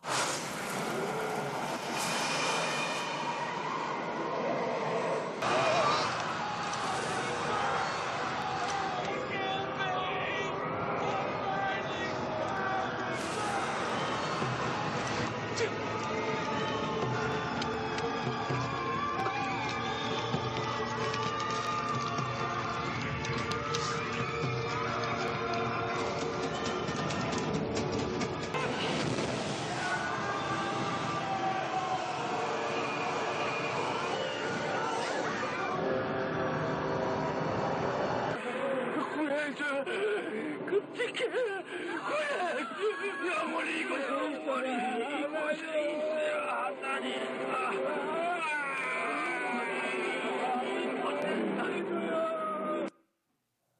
뭐라고 말합니까? 끝에 사람이 영원히 이곳에 있어야 하다니 라고 끔찍이 하는 겁니다. 영원히 이곳에 있어야 하다니. 너무너무 괴롭고 고통스러운데 이게 영원하다고 생각하니 끔찍한 거예요. 1년, 2년 기간만 정해졌다면 버티고 참으면 되는데 하나님의 나라의 시제는 영원밖에 없어요. 끝이 없다고요. 얼마나 끔찍하겠습니까? 이게 남의 일이 아닙니다. 내 일이라고요. 내일. 드릴 말씀이 너무 많아요. 제가 딱 2시간만 더 할게요. 라고 말하면 네 좋아요 하겠습니까? 저 양반이 지금 제정신인가 하겠습니까? 속으로. 말도 안 돼. 여기서 어떻게 2시간 더 있어? 아이고 끔찍해. 2시간 더 앉아있는 것도 힘들잖아요.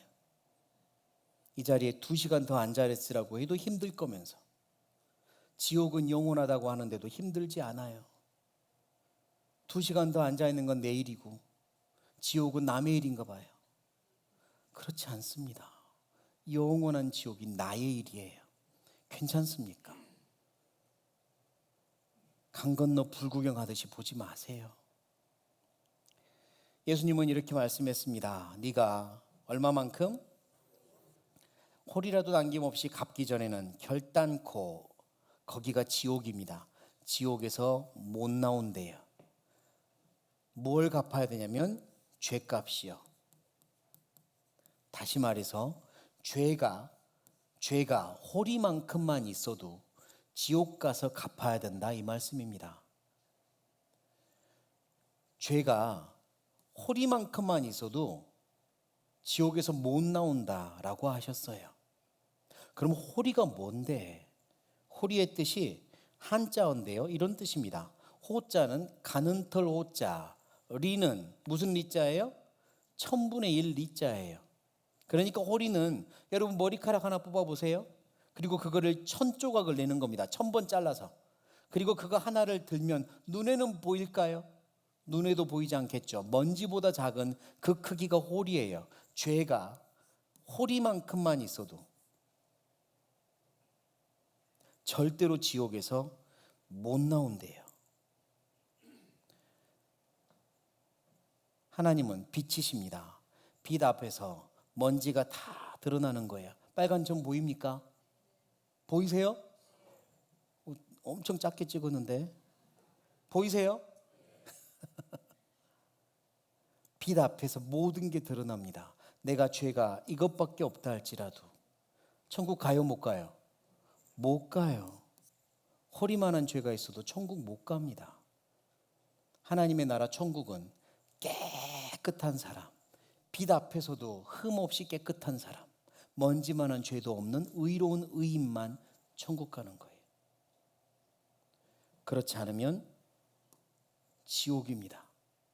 그래서 우리는 하나님이 필요하고 예수님이 필요하고 구원이 필요한 거예요. 같이 읽겠습니다. 한 번 죽는 것은 사람에게 정하신 것이요. 노란 부분 같이 읽겠습니다. 그 후에는 이제 우리는 하나님 앞에 심판이 있다는 거 압니다. 그 앞에 서야 한다는 것도 알아요. 빛이신 하나님 앞에 이런 모습으로 설 겁니다. 모든 죄가 다 드러나겠죠. 죽음 이후에 이 장소에서 서면 더 이상 기회도 없습니다. 심판만 있어요. 늦습니다. 지금이 기회예요. 지금 나를 이 심판대 앞에 세워보세요. 나를요. 내가 지금 저 앞에 선다면 나는 의인일까 죄인일까? 천국에 충분히 갈 만한 의인일까? 아니면 많은 죄가 드러날 죄인일까? 죄가 하나만 있어도 죄인인데 나는 과연 어떤 사람일까? 세워보세요. 저 앞에 나를 세워보시라고요. 그런데요, 지금 이 자리에 앉아가지고 말씀을 잘 듣고 있는 지금의 나를 세우려고 하지 마시고 옛날에 친구들하고 같이 있었던 그 나 있죠. 은밀한 곳에서 혼자 있었던 나 있잖아요. 내가 알고 있는 양심 속의 나 말이에요. 그 나를 데려다가 세워보세요. 그것도 나니까. 그것도 내 인생이니까요. 그 내가 섰을 때 저 빛이신 하나님이 나보고 의롭다 하겠습니까? 죄인이라 하겠습니까? 내가 갈 곳이 천국인지 지옥인지 내가 압니다. 내가 알아요. 그래서 우리는 하나님 앞에 인정해야 될 게 있습니다. 예수님은요, 예수께서 대답하여 가라사대 건강한 자에게는 의원이 의사가 필요 없고 병든 자에게라야 쓸데 있나니 내가 누구를 의인을 부르러 온 것이 아니요 누구를 죄인을 불러 뭐 하러 왔대요? 회개시키러 왔노라 그러셨어요. 예수님이 오신 목적이 죄인 부르러 왔습니다. 얼마나 다행입니까? 예수님이 의인분으로 오셨으면 여기 아무도 못 가요, 예수님께. 예수님이 죄인 부르러 오셨대요. 그럼 나는 거기에 들어갑니까? 안 들어갑니까?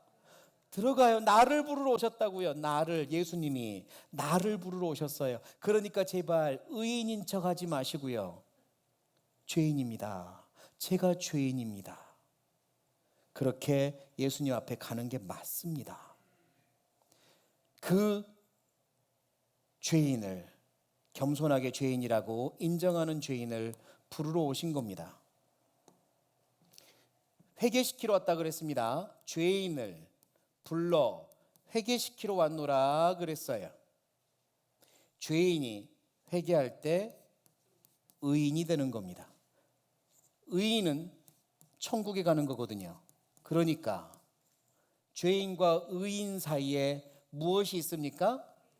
회개가 있어요. 회개가 있습니다. 예수님은 죄인을 불러 회개시키러 왔어요. 내가 죄인임을 인정한다면 이제 나는 하나님 앞에 회개하는 게 맞습니다. 그러면 회개의 의미가 뭘까? 계속 말씀드리지만 우리 앞에 두 개의 길이 있습니다. 1번 길과 2번 길이 있어요. 1번 길은 지금까지 걸어온 길이고 2번 길은 하나님이 기다리시는 길이에요. 지금까지 우리는 1번 길을 걸어왔습니다. 그런데 이제 말씀을 통해 알았어요. 지금까지 걸어온 대로 쭉 걸어가면 영원한 축복이 있는 게 아니라 영원한 형벌이 있습니다. 영원한 후회가 있어요. 지금까지 걸어온 길로 쭉 가면. 그러나 하나님이 기다리신 길 2번 길로 쭉 가면 영원한 축복이, 영원한 생명이 있습니다. 영생이 있어요. 이제 회개는 뭐냐? 그동안 걸었던 1번 길에서 2번 길이 있구나 바라보는 게 회개의 시작이고, 하나님 도와주세요 라고 하며 2번 길로 걸어가는 게 회개입니다. 하나님 도와주세요. 제가 어떻게 구원받을 수 있습니까? 하나님 저를 구원해 주세요. 2번 길로 옮겨서 하나님을 만나고 참된 만남을 갖고 예수님이 주시는 구원의 선물을 받아들일 때, 그때 참 회개가 이루어지는 거예요. 구원의 의미가 뭐냐? 이렇게 생각해 보겠습니다. 육지예요. 바다입니다. 어떤 사람이 낚시를 좋아해서 밤낚시를 갔어요. 그런데 입질이 참 좋았는데 갑자기 바람이 불고 파도가 일어가지고 배가 뒤집혀 버립니다. 그래서 이 사람은 이제 물에 빠졌어요. 사람 살려, 사람 살려. 그런데 보는 사람 아무도 없네요. 그래서 나름 수영을 해서 육지로 가려고 하는데 파도가 너무 세서 밀려나요. 아무리 헤엄을 쳐서 가려고 해도 안 됩니다. 힘은 쭉 빠지고 물을 꼴딱 마셨어요. 이제 죽는구나. 포기하려고 하는데 저 육지에 한 사람이 와서 서는 걸 보았어요. 이 사람이 육지에 이 사람을 본 겁니다. 자, 물에 빠진 이 사람이 살려면 어떻게 해야 될까요? 살 수 있는 방법은 어떻게 하는 거예요? 딱 하나밖에 없습니다. 사람 살려, 사람 살려, 살려주세요 라고 외치는 거예요. 그래서 이 빨간 분이 그 이야기를 듣고 와서 건져주면 살고 건져주지 못하면 죽습니다. 맞습니까? 이 사람이 와서 이 사람을 건져주는 걸 구원이라 그래요. 구원이란 내 힘으로는 도무지 살 수 없는데 누군가가 살려주는 걸 구원이라 그래요. 그래서 구원받았다 하는 겁니다. 내가 나를 구원할 수 없어서 누군가가 나를 구원해 주니까 구원받았다 그래요. 그러면 이 물에 빠진 사람이 살려면 자기가 노력해야 됩니까? 빨간 분이 노력해야 됩니까? 빨간 분이 노력해야 돼요. 나는 사람 살려 하고 기다려야 돼요. 내가 살 수 있는 방법은 이 빨간 분이 노력하는 것밖에 없어요. 노력해서 구원해 주면 사는 거예요. 그걸 구원이라 그럽니다. 이제 내가 이 위치에 있습니다. 그리고 이분이 바로 예수님이에요. 예수님이 나를 위해 오셨어요. 그리고 나를 보십니다. 내가 할 일은 딱 하나밖에 없죠. 뭐 해야 됩니까? 살려주세요. 도와주세요. 살려주세요. 구원해 주세요. 이게 내가 할 일입니다. 그때 예수님이 나를 구원하시는 거예요. 도와주세요 라고 하는 게 회개의 시작입니다. 이 회개를 할 때 꼭 기억해야 될 게 있습니다. 악인은 그 길을, 불의한 자는 그 무엇을? 생각을 버리고 여호와께로 돌아오라. 하나님께로 2번 길로 옮길 때 버려야 될 게 있어요. 그게 뭐냐? 자기 생각을 버리고 돌아가는 겁니다. 자기 생각을 버려야 돼요. 이 물에 빠진 사람이요, 사람 살려 하려다가 갑자기 어떤 생각이 들었냐면, 아니, 예를 들겠습니다. 내가 지금 올림픽 수영 금메달리스트인데, 우리나라에서 수영 제일 잘하는 사람이고 유명한 사람인데, 저 사람이 내 얼굴 알아보면 어떡하지? 아이고, 올림픽 금메달리스트도 물에 빠져 죽을 뻔했습니까? 스포츠 신문에 나오면 어떡하지? 예를 듭니다. 그가 그런 생각을 하면서 사람 살려 안 해버렸어요. 어떻게 될까요? 죽습니다. 죽었어요. 뭐가 자기를 죽였죠? 자존심이 죽인 거예요. 자존심. 그 생각을 버리고 1번 버려야 될 게 자존심입니다. 자존심 버리세요. 내가 교회를 다닌 지 몇 년인데, 내가 지금 이 교회에 나온 지 몇 년인데, 그래서요. 그 자존심 때문에 지옥 갈랍니까? 경주교회를 오래 다녔어도 구원 아니면 이번에 구원 받으셔야 돼요. 내 양심이 압니다. 하나님 도와주세요. 하나님 살려주세요. 경주교회뿐만 아니라 다른 교회를 오래 다녔어도 구원 아니면 내 양심이 압니다. 하나님 도와주세요. 하나님 살려주세요. 교회를 한 번도 다니지 않았어도, 하나님을 저주하며 살았어도 괜찮습니다. 하나님은 나를 사랑하세요. 하나님 도와주세요. 하나님 살려주세요. 그러면 돼요. 자존심 버리세요. 그리고 자기 고집 버리세요. 내가 지금까지 이렇게 살아왔는데, 자기의 의로운 마음이요, 자기가 지금까지 쌓아온 선한 마음이요, 그거 버리세요. 그것 가지고 천국 못 갑니다. 남 눈치 보는 것 버리세요. 나 대신 누가 지옥 가줍니까? 아무도 없습니다. 남 눈치 보지 마세요. 그리고 더 중요한 거 있습니까? 내가 지금 물에 빠져 있는데 여기서 살아나는 것보다 더 중요한 거 있습니까? 구원보다도 중요한 거 있나요? 없습니다. 그런데요, 이게 문제예요. 더 중요한 거. 지금 내 마음속에 구원보다도 중요한 게 있어서 그것 때문에 구원받지 못하는 사람이 많거든요. 저희 아버지가 그랬어요. 저희 아버지가요, 이 성경 강연회를 30년이 넘게 들었습니다. 몇 번 들었을까요? 1년 3번만 해도 벌써 90번이잖아요. 100번 넘게 들으셨어요. 근데 구원 못 받으셨습니다. 참 희한하죠. 달달달 외웠거든요. 앞에 나오는 목사보다 더 잘해요, 성경 강연회. 그런데 구원 못 받으셨어요. 왜인 줄 아세요? 우리 아버지가 진짜 좋아하는 게 있었어요. 또 다른 주님이요. 우리 아버지가 참 이슬만 먹고 사셨어요. 참이슬, 새벽이슬 뭐 이런 거. 술을 너무 좋아하셨어요. 알코올을. 그래서요. 아버지 마음속에 내가 이거는 놓을 수 없고 구원은 어떻게든 내가 머리로 받아보자. 머리로 받아보자. 외운 거예요. 안 돼요. 구원 못 받아요. 그렇게 해서 받는 거 아닙니다. 끝까지 구원 못 받으셨어요. 다 아는데 못 받으셨어요. 왜? 더 중요한 게 있거든요. 두 개 다 잡으려고 하니까 못 받아요. 결국은요.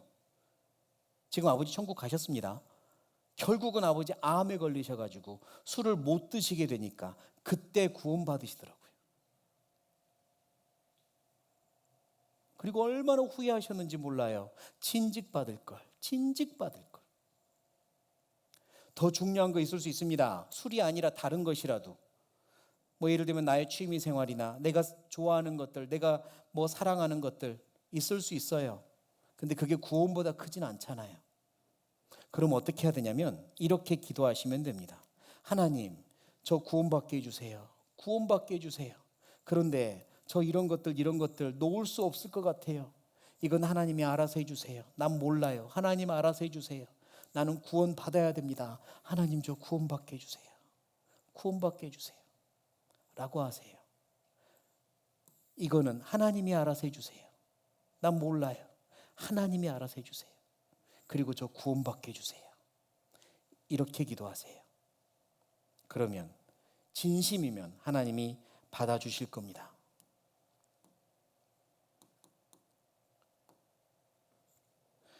아기는 그 생각을 버리고 여호와께 돌아오라. 그게 회개입니다. 회개하는 자에게 하나님이 죄의 삭은 사망이요 이 법이 있었는데요.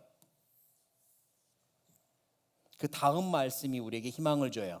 하나님의 은사는 괄호 열고 뭐래요? 선물은 그리스도 예수 우리 주 안에 있는 무엇이니라? 영생이니라. 선물을 예수님이 가지고 오셨어요. 그게 무엇이냐? 구원입니다. 그게 영원한 천국에서 사는 영원한 천국에서의 삶, 영생이라고 해요. 구원은 선물입니다. 그러니까 구원의 가격은 예수님이 내는 거예요? 내가 내는 거예요? 예수님이 내는 거예요. 그래서 선물인 겁니다. 구원값을 예수님이 치르세요. 예수님이 구원값 치르려고 오신 겁니다. 나에게 구원을 선물하려고 오셨어요. 모두 다 받을 수 있어요. 그러나 마음이 준비되지 않으면 못 받습니다. 내가 죄인이구나. 내가 물에 빠졌구나. 나 이대로 죽어가는구나. 하나님 살려주세요. 이 마음이 안 되면 못 받습니다. 그래서 중요한 건 마음이에요. 이 천국에 가기 위해 우리에게 지금 필요한 건 뭐라고요? 마음입니다. 마음 준비하셔야 돼요. 그래서 성경에서는요, 오직 준비된 밭에서만 씨앗을 뿌리면 생명이 핀다라고 말씀하시면서 한 가지 비유를 이야기해 주셨어요. 네 가지 밭, 네 가지 마음이라고 했는데 마태복음 13장에 이런 비유의 말씀이 있습니다. 예수께서 비유로 여러 가지를 그들에게 말씀하여 이르시되 씨를 뿌리는 자가 뿌리러 나가서 뿌릴새 더러는 길가에 떨어짐에 첫 번째 밭이에요. 더러는 흙이 얕은 돌밭에 떨어짐에 두 번째 밭입니다. 더러는 가시떨기 위에 떨어짐에 세 번째 밭이고요. 더러는 좋은 땅에 떨어짐에 그랬어요. 예수님이 주신 비유입니다. 이 밭, 길, 돌밭, 가시떨기, 땅, 이 밭이 마음을 의미해요. 이따가 보겠지만 네 가지 종류의 마음에 생명의 씨를 뿌렸습니다. 그러면 어떻게 될까요? 자, 열매가 나는 걸로 좋은 밭이었구나 이렇게 보는 게 아니라 좋은 밭이면 생명이 피고 열매가 나는 겁니다. 다시 말해서 씨앗을 뿌렸을 때 좋은 밭이어야 생명이 자라는 거예요. 그거를 방금의 비유로 말씀한 겁니다. 농부가 뿌린 씨앗이 네 종류의 밭에 떨어졌어요. 그냥 길가에, 그리고 돌이 있는 밭에, 가시덤불에, 좋은 밭에 떨어졌습니다. 내 마음은 어떤 마음인가 꼭 보셔야 돼요. 첫 번째 길가와 같은 마음입니다. 그냥 흙도 하나도 없는 밭에 떨어진 거예요. 그랬더니 새가 와서 먹어버렸다고 합니다. 말씀을 듣고 깨닫지 못할 때는 악한 자가 와서 그 마음에, 그랬죠? 밭이 마음이에요. 마음에 뿌려진 것을 빼앗나니 이는 곧 길가에 뿌려진 자예요. 첫 번째 마음은요, 전혀 준비가 안 된 거예요. 무관심입니다. 씨앗이 들어갈 틈이 없어요. 그냥 무관심, 교만하고 세상의 철학과 자기 생각이 가득해서 무관심합니다. 그 사람 아무리 씨를 뿌려도 구원 못 받아요. 지금 그런 분이 있을 수 있습니다. 마음에 밭이 아니에요. 그냥 무관심이에요. 딱딱해요. 아무리 생명의 씨앗을 뿌려도 구원 못 받습니다. 생명의 시작조차 안 돼요. 1번. 2번 마음이 있습니다. 두 번째, 흙이 얕은 돌밭이에요. 흙이 좀 있긴 한데요, 그 밑에 돌이 가득해요. 그 돌의 이름이 뭐냐? 고집입니다. 고집. 그래서 그 사람은요, 돌밭에 뿌려졌다는 것은 말씀을 들어요, 즉시 기뻐하는 것 같습니다. 우리 중에 그런 사람 있을 수 있어요. 즉시 기뻐하는 것 같아요. 말씀이 너무 좋아요. 하나님이 나를 사랑하시는 것 같아요. 즉시 기뻐하는 것 같아요. 그러나 결국은요, 넘어집니다. 왜? 뿌리가 없었거든요. 뿌리 내리는 게 불가능해요. 밭이 씨를 받을 수 없었어요. 즉시 기뻐하는 것 같으나 절대로 구원 못 받습니다. 자기의 의, 자기 고집이 가득한 그 마음에는요, 씨가 들어가도 자기 고집이라는 큰 바위가 있어서 결국은 생명이 없었음이 드러납니다. 그런 분이 있을 수 있어요. 말씀을 듣고 기쁩니다. 아니었어요. 왜? 사실은 자기 의가 가득했거든요. 자기 생각이 가득했습니다. 그런 분이 있을 수 있습니다. 세 번째 마음입니다. 가시떨기 속의 마음이에요. 하나님 말씀하십니다. 예수님이 말씀을 들으나 무엇이 있어요? 세상 염려와 재물의 유혹이 있어요. 그래서 말씀이 들어가질 못해요. 이 사람은 계산적으로 받아들입니다. 우리 아버지 같은 분이에요. 세상의 가치와 말씀의 가치를 둘 다 가지고 싶어 해요. 구원받아야 될 구원의 무게와 세상 것, 자기가 좋아하는 세상 것의 무게를 같이 두고 있어요. 둘 다 받고 싶어 해요. 틀렸습니다. 구원 못 받습니다. 둘 다 손에 쥐려고 하면 구원 못 받아요. 하나님, 제가 이걸 놓아야 됩니다. 압니다. 놓게 해주세요. 하나님, 저 구원받게 해주세요. 제가 좋아하는 세상의 것은 하나님 알아서 하세요. 도와주세요. 이 마음이 문제입니다. 가시떨기 마음. 계산을 하고 있어요. 둘 다 받는 방법은 없을까? 그런 분이 있습니다. 이런 분들은요, 꽤 신앙생활 하는 것도 같습니다. 근데 나중에 생명이 없었음이 드러나요. 둘 다 주려고 하는 분입니다. 구원 못 받습니다. 마지막 마음입니다. 좋은 땅과 같은 마음. 좋은 땅에 뿌려졌다는 것은 말씀을 듣고 깨닫는 자니, 깨달으니까 결실하죠. 철저하게 낮아진 사람, 자신의 부족함을 깨닫고 죄인임을 깨닫고 천국에 갈 수 없다는 것 깨닫고 자기 고집을 다 내려놓고 은혜를 구하는 가난하고 겸손한 마음, 이 사람이 구원받습니다. 자기의 의를, 자기의 고집을 내려놓으세요. 구원보다 더 중요한 게 있습니까? 제발 손에서 놓으세요. 하나님 놓게 해주세요. 저 구원받게 해주세요. 그게 좋은 마음이고 그래야 구원받습니다. 내 마음은 그냥 무관심한 길가 같은 마음입니까? 아니면 숨겨진 고집이 있는 돌밭 같은 마음입니까? 혼합된 욕심이 있고 계산적인 양다리를 가진 가시덤불입니까? 아니면 가난하고 겸손한 좋은 땅입니까? 스스로 파악하시고 제발 좋은 땅으로 만드세요. 하나님 앞에 겸손해지세요. 하나님, 저 좀 도와주세요. 저 좀 도와주세요. 처음부터 좋은 땅 없습니다. 이제 말씀을 들었으니 내 스스로 하나님 앞에 겸손하게 낮아지시는 거예요. 하나님의 구하시는 제사는 상한 심령이라. 하나님이여, 같이 읽겠습니다. 상하고 통해하는 마음을 주께서 멸시치 아니하시리이다. 지금 우리에게 필요한 마음입니다. 이게 좋은 마음이에요. 하나님, 저는 죄인입니다. 저를 구원해 주세요. 하나님, 도와주세요. 이게 좋은 마음입니다. 자존심 내려놓으세요. 고집 내려놓으세요. 둘 다 쥐고 싶은 욕심 좀 내려놓으세요. 구원보다 소중한 거 없으니 하나님, 저 도와주세요. 그렇게 기도하세요. 그럴 때 구원의 열매가 맺힐 겁니다. 이제 내일 오실 때는 준비물이 있습니다. 준비물이 뭐냐? 따라 하시겠습니다. 마음 하나 준비해 오시면 돼요. 좋은 마음이요, 겸손한 마음, 구원 받고 싶은 마음, 그 마음 가지고 오세요. 그럼 누구든지 선물 받습니다. 하나님이 준비하신 이 큰 선물을 거절하지 마세요. 그게 불순종이고 그게 화입니다.